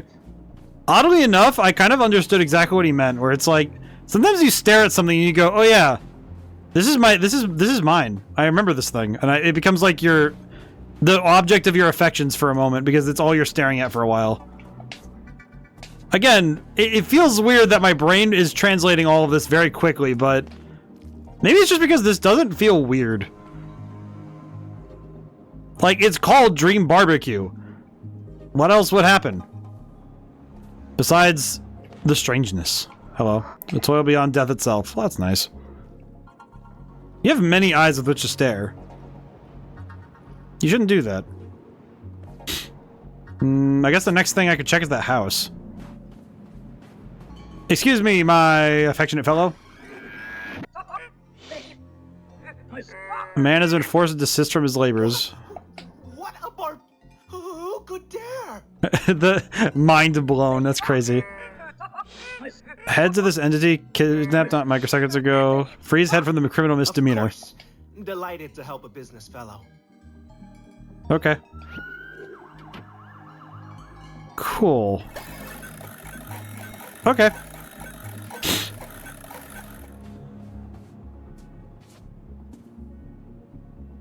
Huh. It's like Siren Head, but deflated.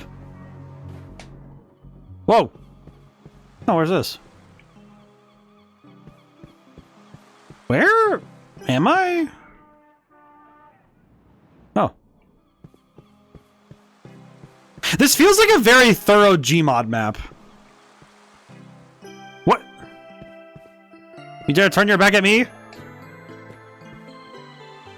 Well, that's nice. Man, I hope I don't come back to this place and find it to be horribly oh. Huh, alright.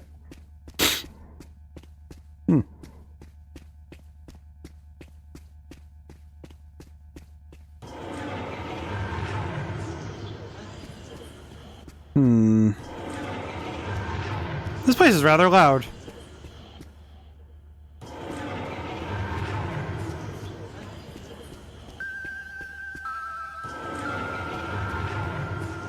Huh. Like I said, I feel like the fact that this place feels like an actual dream, where it can suddenly swerve tones, it's rather liberating to play, you know? Where it's like, it's nice to see a game where it actually does capture the fact that dreams do not follow logical sense all the way. Get back to work, leave this means keep going. I'll keep going. There's probably something in here, right? This feels like one of those old dungeon crawler games, you know, where you just walk around boxes. Oh. Eternal boxes. Millions of boxes.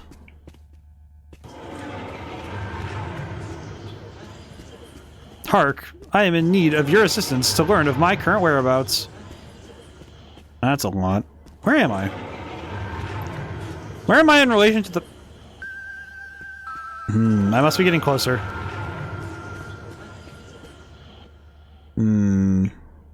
Do I approach? No, nothing's a waste of time if I find it. But I think dreamlike qualities are... The difficulty is that they are painfully subjective, you know? Where trying to actually pin down what dreams feel like. For some people, dreams are like the void. You know, some people do not dream much, if at all. And for others, well, it's like this. I think it's actually a blessing to be able to have a brain that's this active, you know, where you're able to visualize such wondrous sights. Because actually, my brain, I actually think this is quite wonderful, because this is just excellent. Is it strange? Yes. Is it very fun, though? Yes. It seems that I don't really know where to go in this maze, though. Oh, it puts me back here. Are there any other doors? There's this one. Are there any other doors? I should probably look. Aha, another door. Okay, that one goes there, that one goes there. Any other doors? I might need to just try the maze again, because I'm kind of curious, but... Because part of me wants to say that there must be something in here, but they say the stroll is a waste of time. You know what? I'll trust their judgment. Clearly this is just... It's like... It's a red herring. Beautifully placed, but concerning. Somewhere, a dog barks an alarm. Huh. To me, there's another door I can ring? Maybe I can ring this door. I gotta look. Or maybe me. Well, something changed. I think this game also kind of feels like... It feels a bit like loading up a game without the instruction manual, you know? Where because you don't actually have the context therein to know what you need to do. You're just kind of wandering, trying to figure it out. And that's to the game's strength. In the most perturbing way. Oh, I'm gonna guess. What do you do? I disagree. Okay. Vending machine. Doodles and tickets for sale offer.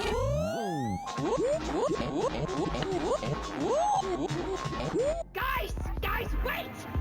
I'm not doing what you say I'm doing! I'm not doing anything! Okay. I'm not doing anything at all! Nice. I need to drink some water. I haven't had any water this whole stream.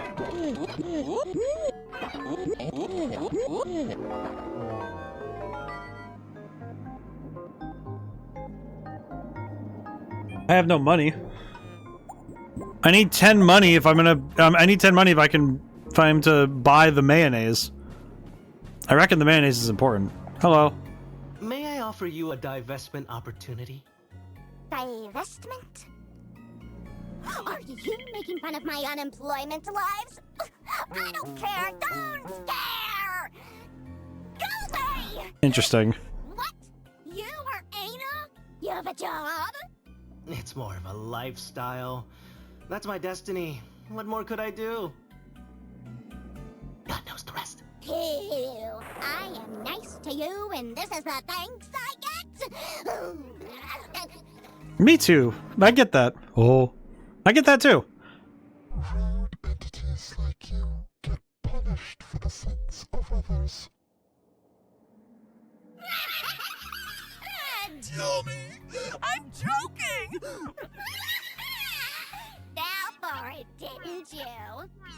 Miss, could you keep it down, please? The pizza guy is right here. You know, I'm pretty good at organizing words. I should be the CEO of organizing events or something. Can I just say, I have the understanding that they clearly, well, they changed forms. Piece of coral from out of this world. I think it's specifically the method by which they divest the information. I understand it, even if it does concern me. Huh. Oh. It appears I have fallen. Well, that's a shame.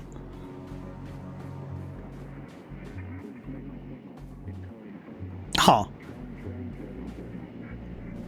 It's like in the strangest way, I feel like this is like much more an art piece than anything else, but I think if it was trying to be more, I don't know what it would be able to do correctly. Excuse me, my effeminate fellow? Please assist. You cannot. You have lovely hands. Very good. My nose was stuffy and I was trying to adjust it. It definitely felt like I was sniffing his hands. Imagine they smell like carpet. What else do I have to search? What else is there? Seal house. Well, seal house. We need to find seal house. Where the heck is seal house? This is where I came from. That lady's still doing the bathroom dance. Anything up here? Oh, there's a guy up here now. What do you do? Windows always calling us to witness the beauty of the greatest existential question. Does the bathroom really exist? Weird that in my mind, I kind of read it as if everyone's saying the word genie instead of bathroom. Does that mean that... Is this like a thing about wishes? How does one... My current objective is to find the bus, but... I do not know where to... Oh wait, there's one of them somewhere around here. You! Egregious creature. Thank you. Beautiful. I feel like the specificity of the imagery, though, is made on purpose. It does make me wonder, like, the creator... I wonder what kind of dreams they have. What do they see when they close their eyes? It's probably rather fun. See, that's what I think of sometimes is... Like, what do people see when they close their eyes and consider? I know in my mind I see a lot of strangeness, but... Oh, this is Seal House. Seal House. You're Seal House. Yes, yes. Yes. What? The wizard? I shall be happy to explain everything to you. I'm gonna drink some water while he explains. One person can be in two places at once. Although, the magician does not have to be in two places at once. He can be in one place at one time. Oh, he got de-rezzed. Because he would be lost in the other person's mind. I'm glad we understand each other. You are here because you want to be. I can see it in your eyes. I'm here for pending business with your stupid boss! Firstly, I need to get more info on this pointless shit!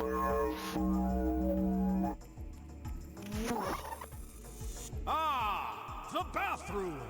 But of course! You are looking for it. That old witch is looking for it. Everyone these days is in search of the bathroom.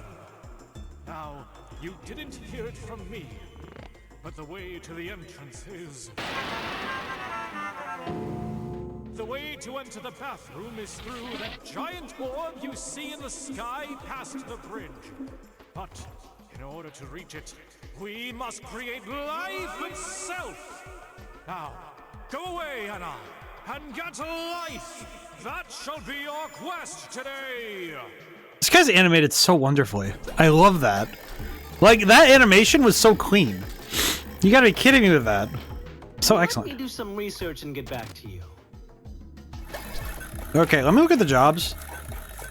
Find missing ingredient. Life is the secret tool needed to reach the giant orb in the sky, our most glorious bathroom. Someone out there has to have the missing ingredient. When I say that witches carry enough supplies to create millions of lives. Cure the smoke, kill the man stare, pets come home, for the economy. So I think the objective is to find the 4 pets first, and the taxi driver's heads. And then by finding the witch, after doing all that, I can do this, which will let me do this. I understand. I understand. That actually was surprisingly enlightening. This is excellent. But I guess back to with Dadish as well. Well, like the thing with Dadish as well is that both of these games are so self-possessed that nothing in it is there's no mistakes here. There's no faulty design choices. There's no problems. It's just if you play the game, you will either find yourself liking it or you will find yourself disliking it. Oh. Oh, options.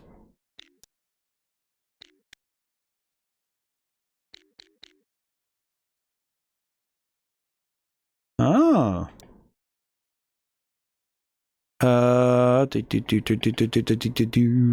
No. Very good. Where am I? The pet must be down here somewhere. But where is the question? See, I think it's also it's one of those things where when you decide how you're going to make something and you put it together in such a specific way, I think you end up with something that is inherently a lot more fascinating to observe than a simple like game that chases what other people are doing. And I feel like this game does that to a T, where it's just doing what it wants to do, and it understands what it wants to do. And I love it. I love this. Is this the way back out? Is this the way I came? This is the way I came. How did I get turned around? What the heck? I see. Let's go this way then, and let me see if I can't find where I'm going. But it's like both this and Dadish have the same. I'd call it a problem, but more like the same quirk, that they are so focused on what they're doing that I think in some ways it does mean that people who aren't understanding of it will not be understanding of it. Like, there isn't some magic pen that'll make people get it, you know? It's like either you are or you won't. If that makes sense. Uh-oh, gamers. Whoa. Sort of like when a game is of a certain genre or has a tone that you can't really get crack, you're not going to crack it simply by wanting it more. If that makes sense. I feel like horror itself is a genre that feels that way for a lot of people, where it's like you can't suddenly choose to be into scary stuff, you know? One taxi driver head. All right, cool. So we need 3 in total, yeah? Well, this was not a totally trivial trip. All right, cool.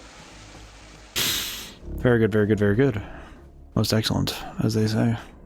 Yeah, what's this?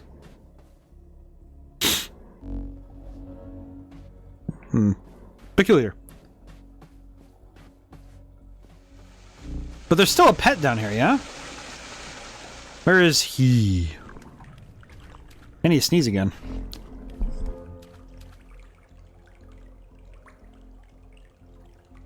And then it passes like wind. I hate that. I hate it when you feel like you have to sneeze and then all it does is make your eyes water. There he is. Hello, little guy. Beautiful. What a beautiful creature. Truly built wrong. Most excellently.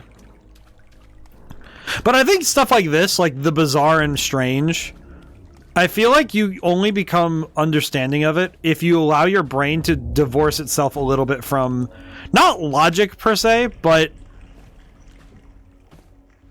specifically from the notions that your logic is going to stay sound here. You know what I mean?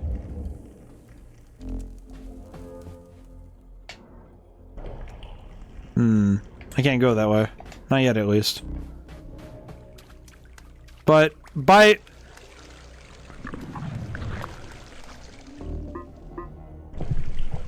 Hello. Thank you. Don't know what I would have done without this. Let's see. Deal with this kind of equipment. Okay. Thanks, buddy. Well, that was worthwhile.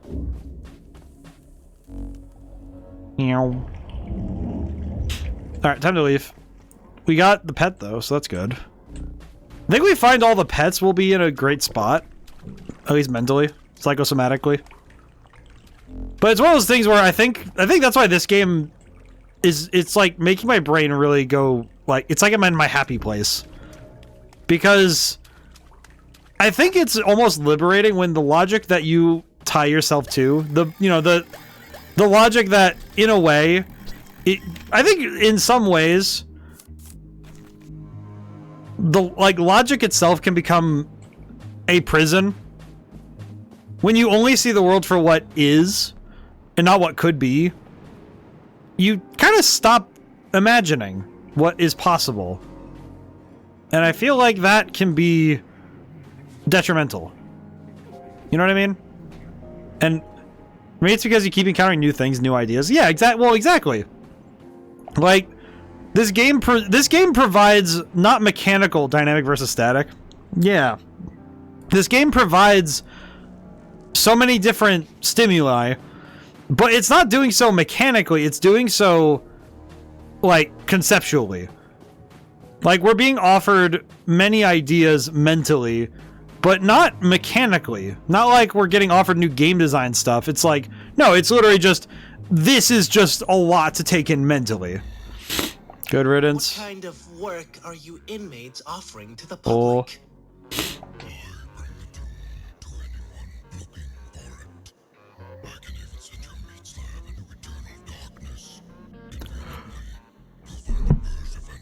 Oh. I'll take a ride.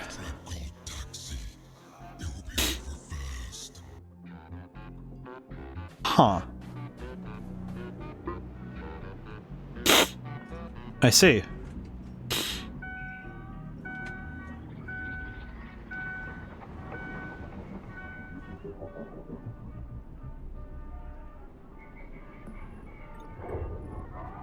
Huh.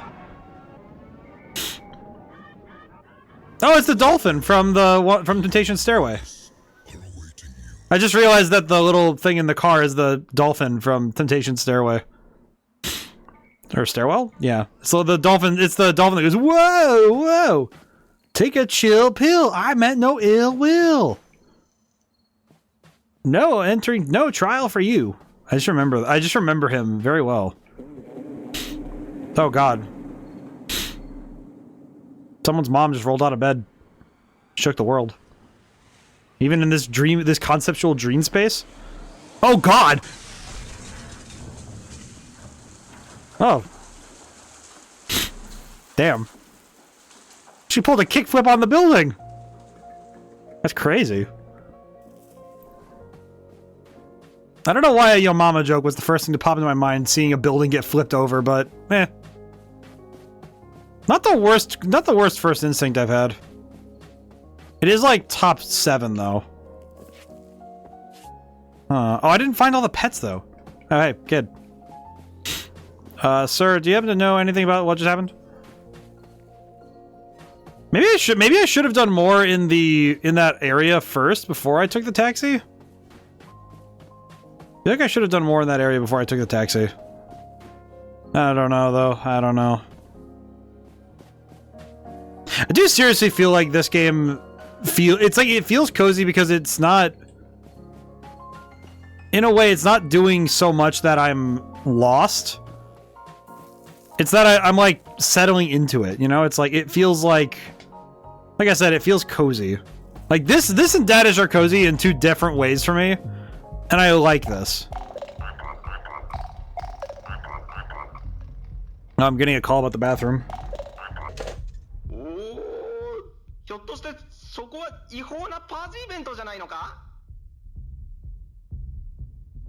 Event? 嘘だろあんた。仕事をほっぽり出してパーティーしてんのか? I crave freedom and the Genie is my only escape. バスルームだ? またそれか。あんた生きて Huh. 帰れないかもしれないの。 See me go back there somehow, but I'll be honest, I didn't see this place in my playthrough. Oh, I see. 早く出口を探せ。 It's kind of funny too, because I feel like different players end up in different places because of this. Half my body imploded. That's why I get for being on my feet all day. Take her spot. Oh. That's how I wake up in the morning. I see. It will cost me arm or leg. Get with body.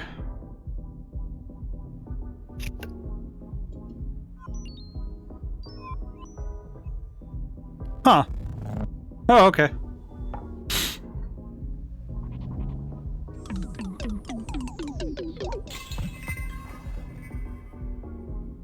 Okay.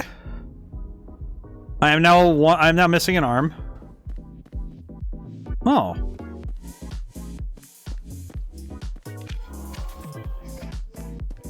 This does not seem like a safe place to be.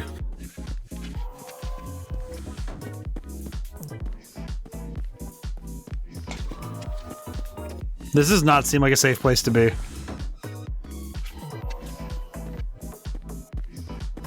I don't think I'm supposed to be here. Something feels strange.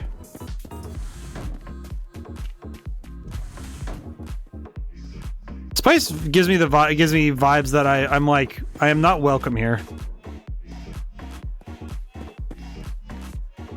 I don't know what it is, but something about this place feels like I should not be here. It's like nicest way possible. This is not a vibe.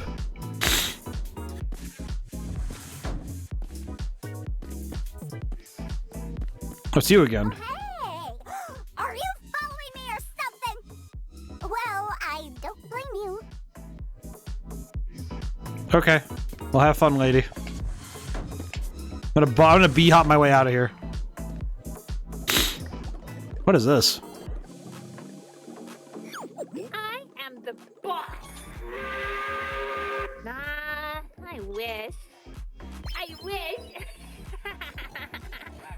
This creature perturbs me. I need to get back to my horrible job. What do we have here? Look at this nobody who isn't having a good time.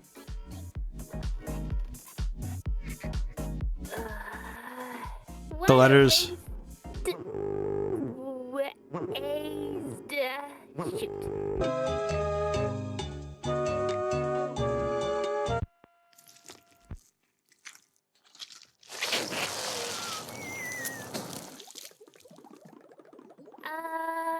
What a sad view.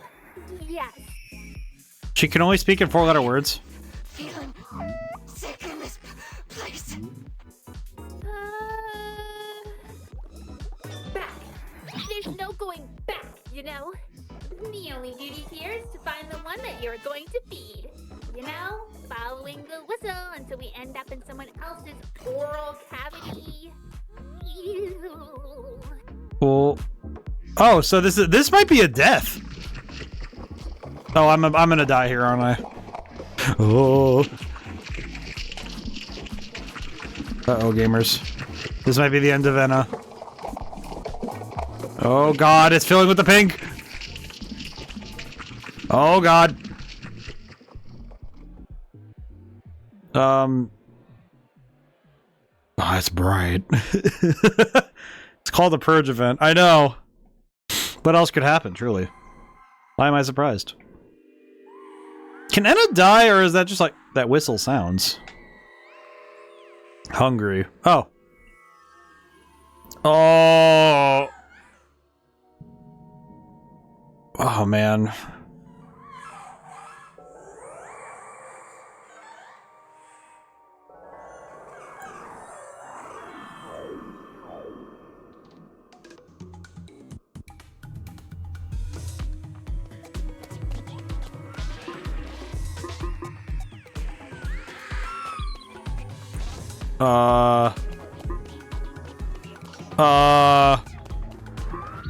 Oh.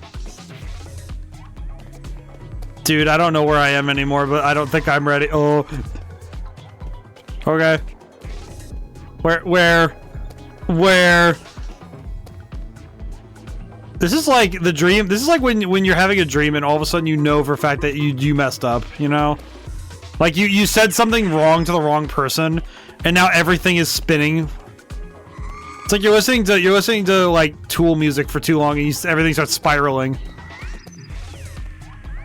This is what it feels like when you eat too much like spicy food and go to sleep really fast.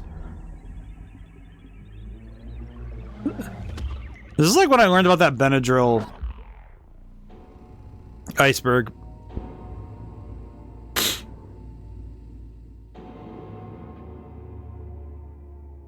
For some reason I can tell that someone got really scared by that. Oh. Oh, friend. Oh, Enna is missing like a chunk.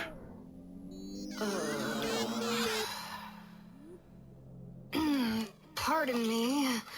My head hurts so much. Do you have any coffee? Oh, this is... milk? Any bathroom?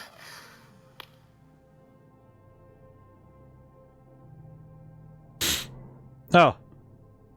Oh, what? A giant bathroom. Ugh. It's not enough for this many bodies. I hate myself. Okay, well, to the bathroom I go.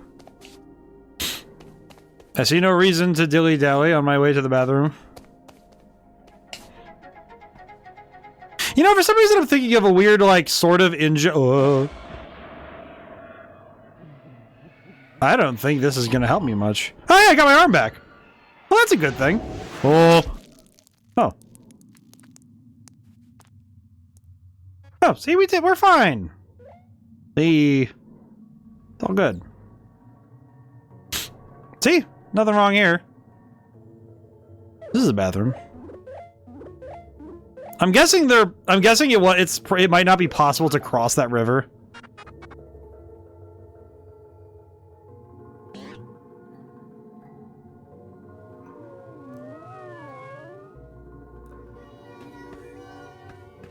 No. This is this bathroom? I'm thinking of that in-joke. It was just like, because there's a Game Grumps bit from a long time ago that me and my friends still quote. It was that bit from Devil's Third where he's like, is this bathroom? Hello? Well, I pee anyway. I think often about old jokes. I think there's the one thing I've noticed is how much I sort of despise not getting new jokes. Like, if I hear like a particular line too many times, or if you wear in the hands on a particular set of comedic moments, it's like my brain sort of just doesn't jive. It's like I want to seek new moments, new things, and I like going back to the old to check for new.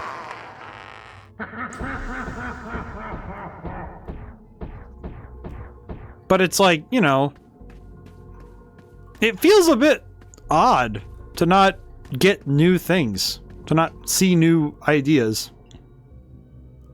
And I like that. I like this. I like this because this is just like vibrant and beautiful and fun and weird. And it's filling my brain with many things that I wish to know more. I like this. This game I like a lot. I'm liking this a lot. I feel like this is one where you play it multiple times and try different things to see where you end up. A legendary bathroom. Maybe. Are you the bathroom? My condolences on reaching this. Oh. Remain or the former genie of these lands. Forgiveness is only a gift you can never have. Or to whoever it may concern, my job is to do everything possible to find the boss, for he is our target today. The smoke is in the way of our business and must be eradicated at once. Buzzer looking for. Are you familiar with this background? So even if you can't answer these questions, you seem to recognize very well who his entity is.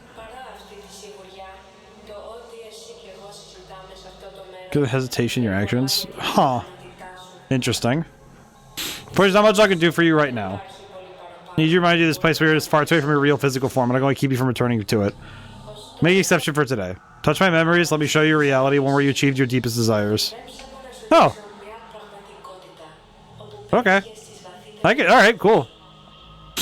That's a nice favor. Touchies.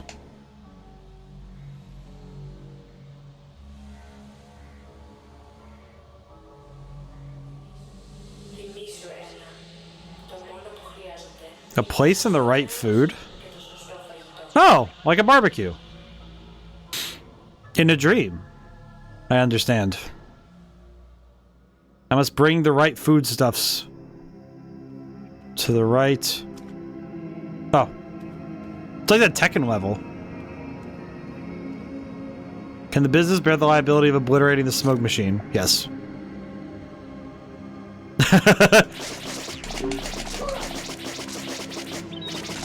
Smack my face. Outstanding!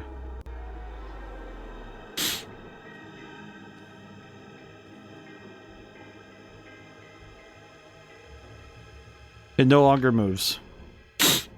Most efficacious. Ah, the door. Beautiful, beautiful, beautiful, beautiful, beautiful. BCC. Yes, yes. The smoke has been eradicated. Where am I? Bathroom.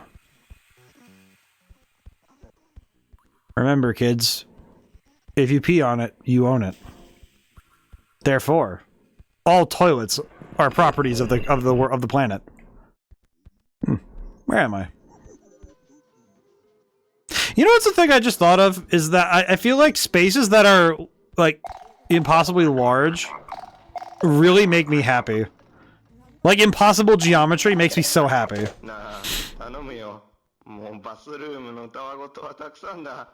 The issue with the bathroom has been resolved.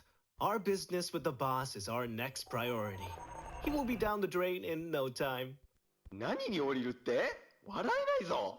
適当なこと言ってごまかそうたってそうはいかないからな。あんたの仕事は何だっけ？いい加減に一気に仕事を片付けるのに集中するぞ。もう二度とバスルームの話をするなよ。Agreed. Toilets are death traps. ああ、そうだ、言い忘れてた。あんたが何をしたのか知らんが、その効果は確かに現れてるよ。あの嫌なスモークがだいぶ消えたんだ。お苦労さんだったな、エナ。おかげで随分仕事が楽になったよ。だがひょっとするとまた別の窮地に立たされてるかもしれないぞ、エナ。ああ、まずい。こいつはピンチが繰り返されるぞ。What does he mean? Predicaments, huh? I'm good at those. いいか、今あんたがいるところのドアが閉まろうとしてるらしい。そこに閉じ込められるかもしれないってことがわからないか。Well, it's time to be that one drop inside that ocean full of opportunities. Am I right? あ、そうかそうか。あんたにはセールスの技とやらがあるんだったな。じゃああんた本当にやれるんだな。Can I jump over here? だから行ってきなさい。やれることは何でもやって。I can't jump while I'm in conversation.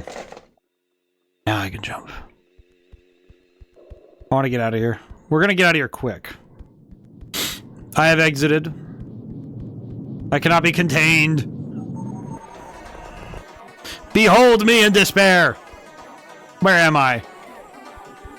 Excuse me, my fellow. Never seen something like this before. You know, I'm pretty sure somebody would say that you have a mental illness if you have. Beautiful. This is like only in the top 20 of the weirdest things I've seen this month. Actually, I watched a movie called Mad God that was probably a bit weirder than this. And that one had a message. Bridge. Beautiful. Excellent, excellent, excellent. It's like, I don't know what I'm looking for, but I know I'm definitely going to find it. Then again, the journey is the fun part. A dealer in real estate. Hmm? Why am I getting these? Why am I getting orbs? Am I getting polygons? That's not good. I am a 2D object. I don't think I should be having polygons. That's not good. Hmm. Now, how do I remove... This location is actually from the first ENA short. I can see that. Now I can remember it. Oh. I need to get out of here. Uh-oh. Stop. Stop. Stop with this polygon. Stop with the polygons. No. The door! I found it. Yes. Open the door. The door is now closed. What? It's not budging. Oh. Well, that's a shame. Oh.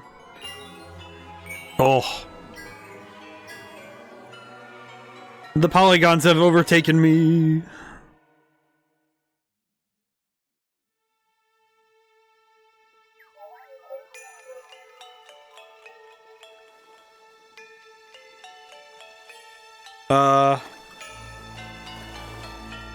Well, that's less than ideal.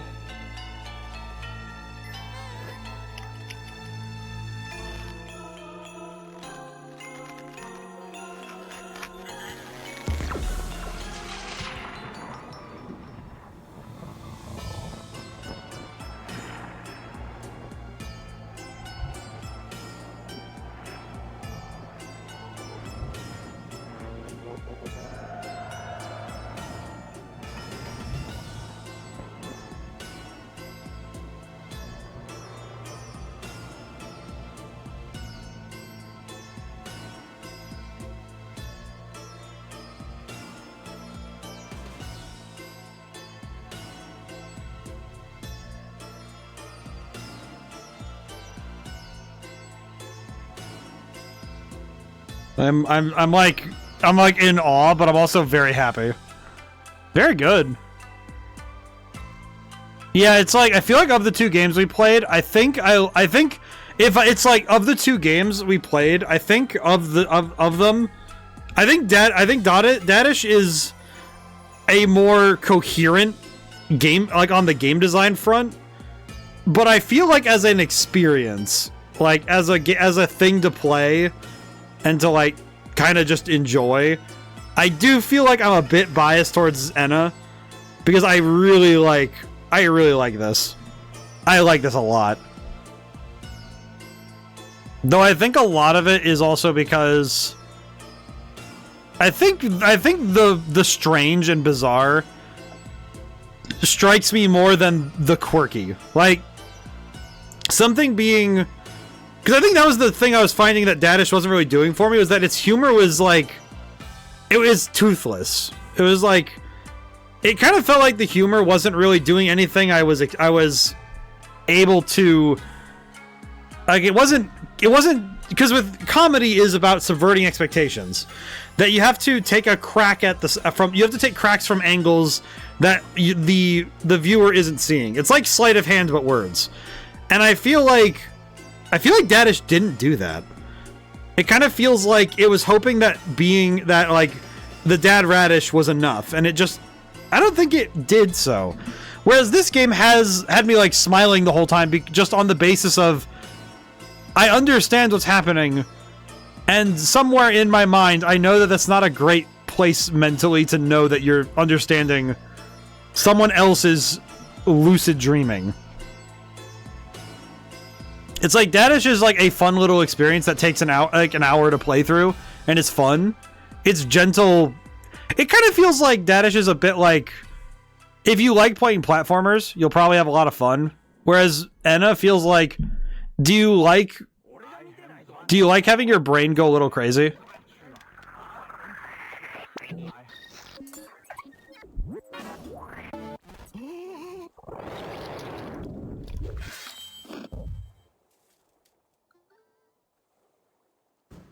Can I just say the fact that ENA just does that is wild.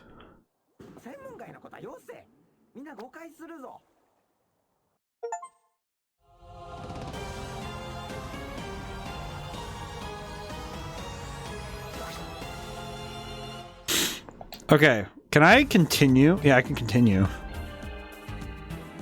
1. Save files reach the end of available content. Please reset the save file to restart. Come back when there's more to explore. Let's see. Okay, real talk. I do want to do something real quick. While we have like 10 minutes on stream, I'm going to do something really quick. I'm going to look up how to find the bus. I want to find the bus.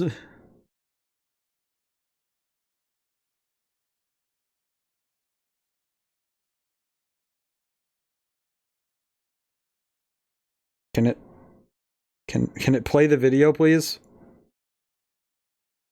Or does it not want to play the video? Okay, let's see. How do I get there? Okay, so there's the taxi man. Okay, so from the taxi...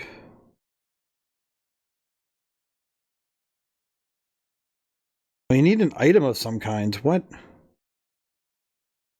How do you get there? The human board. How does one get the human board? What is the human board? What is a human board? Okay, but what is a human board then?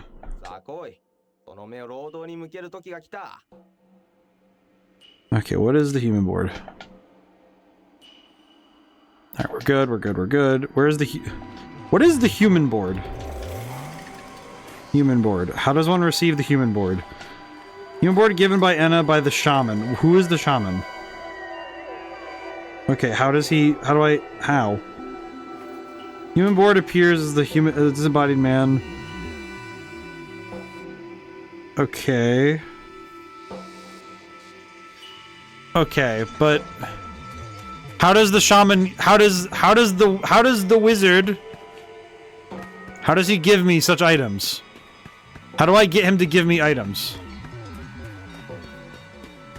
I do not... I'm thinking of that freaking Dark Crystal line now. It's like, Master, I don't understand. You know, I haven't watched the Dark Crystal in a while, but I remember... I think I've told this story before that I watched it as an adult and realized that it's 100% gas. It's a fantastic movie. And when I was a kid, I absolutely loathed it for some reason. And I'm still not sure why. Something about that movie just really set me off. Okay, we're gonna skip really quick. I love these cutscenes, but we're gonna skip. Alright, thank you. Alright, we're gonna really quickly... Categorically doable. All I want is to find the bus. That is all I want right now. That's all I desire. We're gonna find the bus. We're gonna do that real fast, real quick like, and it'll be all good. But I think, alright, oh yeah, I think these games, though, they fulfill their objectives in the best ways possible. Alright, cool, thank you. And I think that when a game is confident, like, specifically when a developer is confident, and they know what, and they have faith in the thing they're making, I feel like that's good.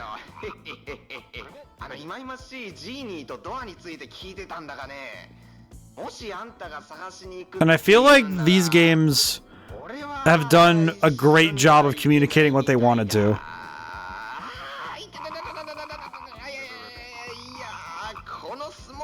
Like, I feel like Dadish is probably of the two, is at just like a big disadvantage.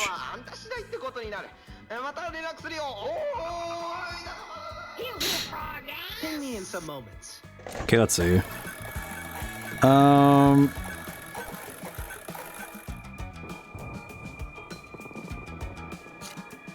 Open the door.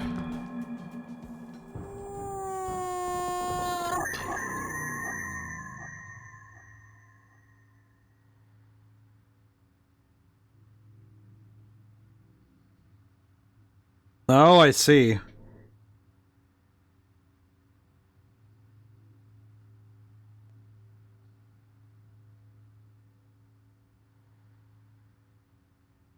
Oh, I see, I see.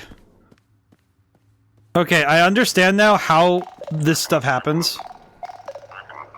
The way I played it, you have to get money by finding all 4 babies, then use the zenny to buy the mayonnaise from the vending machine. Cover the... Yeah. So I need to... So yeah, no, I see exactly... I don't know if that was a bus, but it was different. Yeah. Can I leave? Hello? Is this bathroom? Ugh. I pee anyway. Let me out. Very good. Oh, yes, I see. You're saying oh, you were saying boss? No, bus. No, bus. Like B-U-S, like the bus. So I do need to do that. So I need to find the 4 pets. So we need to find the 4 pets. We need to find... So we actually do need to complete all the side quests in order to do this. I understand. So let me talk to everybody. Okay, so... I need to accept all the jobs and go find all the things. I understand. So by doing all of... So by doing all of the jobs, we can actually acquire... Okay, so I need to go... So we need to go really quickly get all the jobs in a row. And then we can... Because I want to get on top of that building. I know where it is. I want to go to that building. Okay. Thank you. I feel bad for skipping all this because I love this dialogue, but... I need to locate.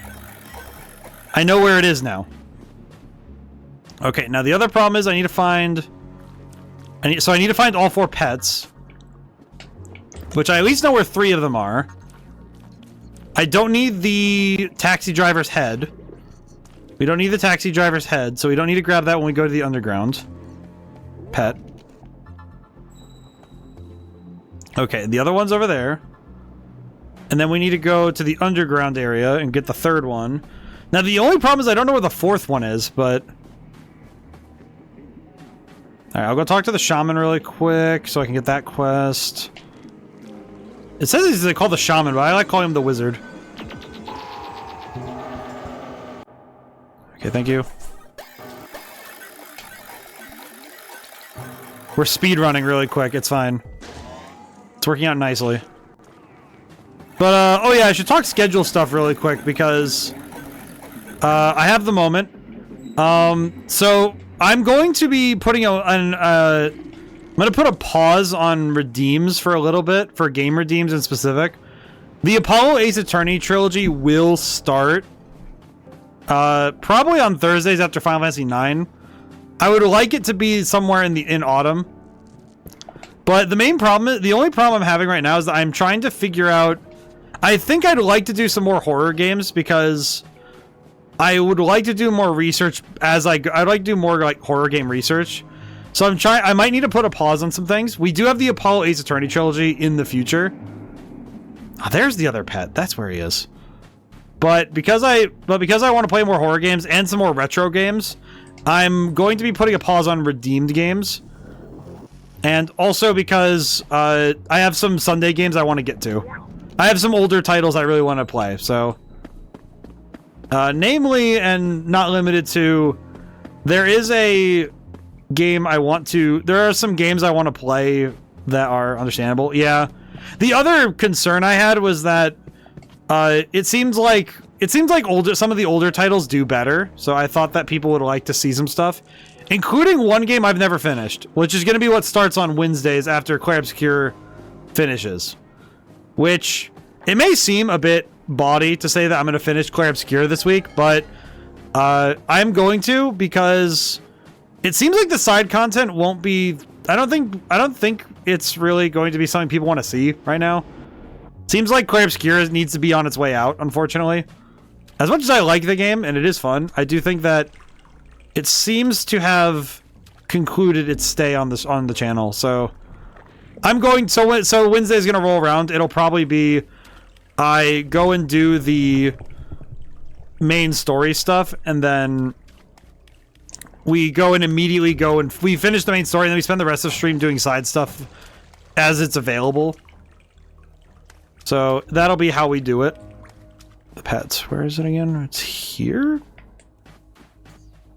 No, it's there. I took a wrong turn. That's my bad. Oh, that's right. No, it's part of the thing to get the head. That's right. Here it is. Hello. All right. Head acquired. I guess I could grab the taxi driver's head if I wanted, but I'm not really that interested in that. Let's get out of here. Wrong way. Okay, so we have this, then we can get the mayonnaise, we can stop the kid from staring, we can help the Italians. But the game I want to play on Wednesdays after Claire Obscure is... It's sort of another, like, quote-unquote double feature type thing, where it's one game that bleeds to another. And it is because we're going to be playing... I'd like to play Ocarina of Time and actually play the game. Because I've never actually finished it. Nor seen most of it. In fact, the most I recall is ever doing is maybe going to Goron Mountain and getting lost. All right, let me drink some water really quick.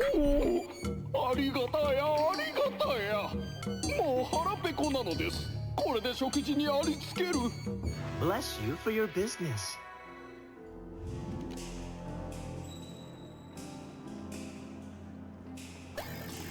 Okay, beautiful. So I have this. So now I think I can take this to the vending machine, buy the mayonnaise, and then the mayonnaise will blind the boy. The boy will stop staring. The Italian will let me through. Find the fourth witch. Yes. Okay. Yes. With prices this low, you can't afford a lifetime to wait. Thank you, Anna. Recently picked the 3DS version back up and I remembered I was stuck on Jabu Jabu for a good reason. Yeah. The version I'm gonna play because I want to. I know I feel like I can feel the voices of thousands who would say either play on N64 directly or emulate it so it's like, oh, but the best quality. I'm like, no. I'm gonna play the version that I should have beaten years ago. The GameCube copy that I have because of that weird collection game. Applied mayonnaise. Mayonnaise applied. I really like it though. There is a DS game I also want to get to at some point because I heard about it. Va bene, Cosa vuoi adesso? Pensavi davvero che ti avrei lasciato passare perché hai fatto una cattivazione? Ma non essere un idiota!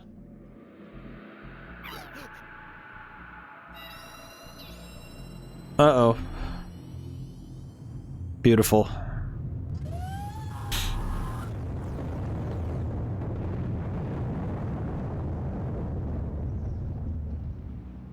Good. Job complete.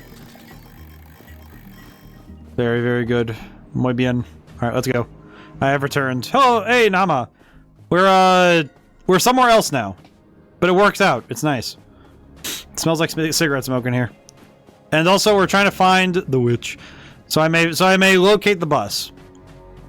There? No. Yes? What are you? Crane. Very nice. But, yeah, I've never beaten Ocarina of Time. In fact, I've never seen most of the game. And Majora's Mask is also like that. You aren't who I was expecting to see here. Did that kind young man from the bridge let you in too? What a gentleman. I hope he's having a good day. Anywho, I came here in search of the bathroom. I hope to clear my sins and have the truth revealed to me. But I couldn't reach it, and now, frankly, I'm stuck here.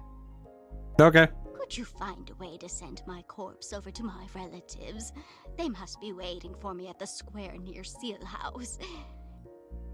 And be quick, I'll surely be dead before the day is over. Oh, well, that's nice. But, okay, so how do I reach you, lady? How do I reach her? Do I use the crane? How does one reach? Maybe it is the crane. Use the crane to move the witch to her relatives.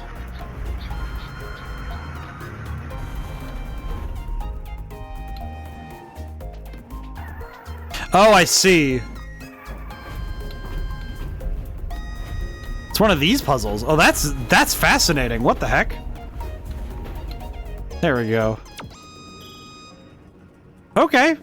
That mechanically was a bit of a jump scare in a way, because it just kind of confused the crap out of me, but that was amazing. Excellent stuff. It was like one of those sliding puzzles when you're on the ice in Pokemon, but with a witch and a crane. And a whole lot of mayonnaise. Beautiful. This prism intrigues me. Alright, let's go. Alright, so now that we have this, the witches have returned. Alright. I'm sorry. I got carried away and tripped hard. Then why are you still alive? I see. I was hoping to sing at your funeral. It's not too late. I'll kill both you noisy birds with one damn stone. Okay, it's settled. We'll visit the Purge event on a later date. For now, let's just head home. You fools! Sponsor my demons! Feed me the cash! Oopsies! But of course, clumsy me. Let me see. What goodies do I've got tucked away in my pocket? I found this thingamajig in a very faraway land while on holiday. Actually, I think it was ENA who gave it to me. I thought it'd make for an interesting ingredient, but sadly, I don't know a thing about recipes. I'm no shaman. Oh, heavens. It's almost time for the evening eulogies. We better get rolling, ladies. Goodbye, Miss Aina. You know what's one thing that I actually have found I really appreciate for some reason? I appreciate that nobody can agree on how to pronounce Enna's name. Like, the name, like, Enna's name itself is, like, the most confusingly dense topic to consider. Shaman. May the gods forgive me for what I'm about to do. Hannah, step back! Oh, I wonder what that's gonna do.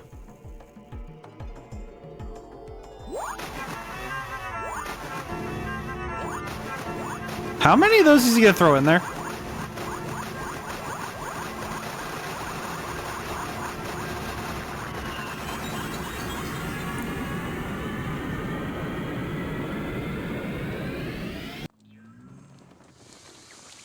Huh. Well, that wasn't too bad. What had to be done was done, but what hadn't been done was done too. And now that it is done, it may be done again. Done, done, done. Damn it! Shut up! You know, I don't even believe anything, but you're bleeding out some real bullshit here! You're a fluke! Worry not. Trust me when I say. Is that CDI written all over it? Yes. Yes, it does. Your reward, Anna.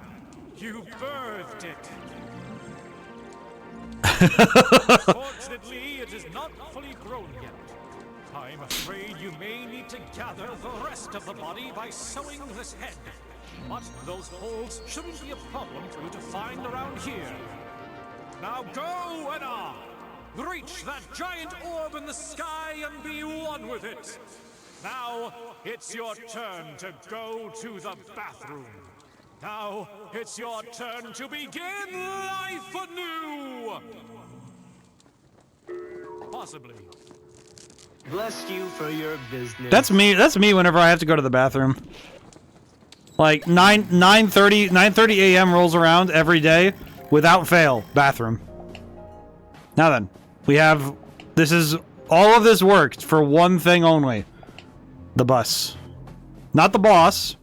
The bus. The bus. Please. Please allow me this, which I will. Yes.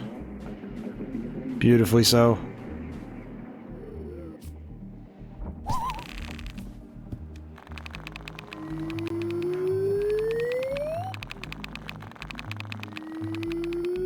Yes. Thank you, my friend. Bring me to that vertical space. You.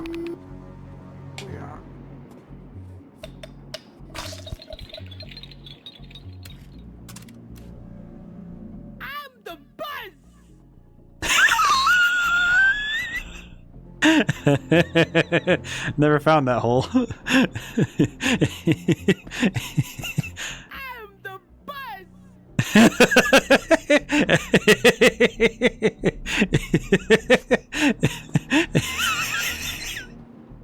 This is worth it.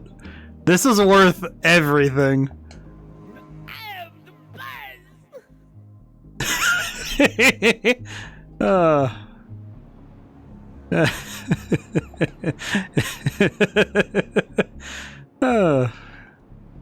It was worth it. It was completely worth it. That was a lot of running around for all that.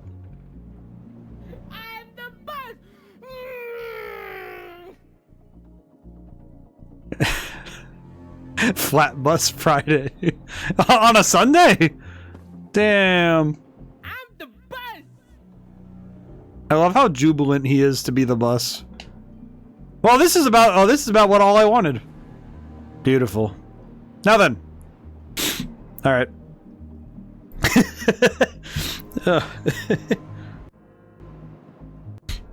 All right. Let me throw up the screen blocker really quick. Oh, jeez. That was good. That was wonderful. Now then. Cool. I would say that was awesome. So again, schedule stuff. Wednesday, Clair Obscure, probably gonna finish it. Thursday, still Final Fantasy 9. Hopefully, I think Final Fantasy 9 is going pretty well. I don't actually know how much longer it is, but I do not know. But we'll see. We'll see. We'll see. So thank you all for coming by. Thank you to everyone who came by. I couldn't stay to the end. We played 2 different games, and both of them were excellent today. I am very pleased with this. So, yeah. Hope everyone has a wonderful week. This week is going to be pretty... I think it's going to be pretty good. I should have some big news tomorrow, if everything goes well and everything goes right. Because I should have a Steam page for Madman's Dice, so you guys can start... you guys can start wishlisting it, if it so intrigues you. So yeah. Alrighty. You know what? Do I want to raid out? I should, but I don't know where I go. Don't know what to do. I do not know. I'll just end stream. I tire.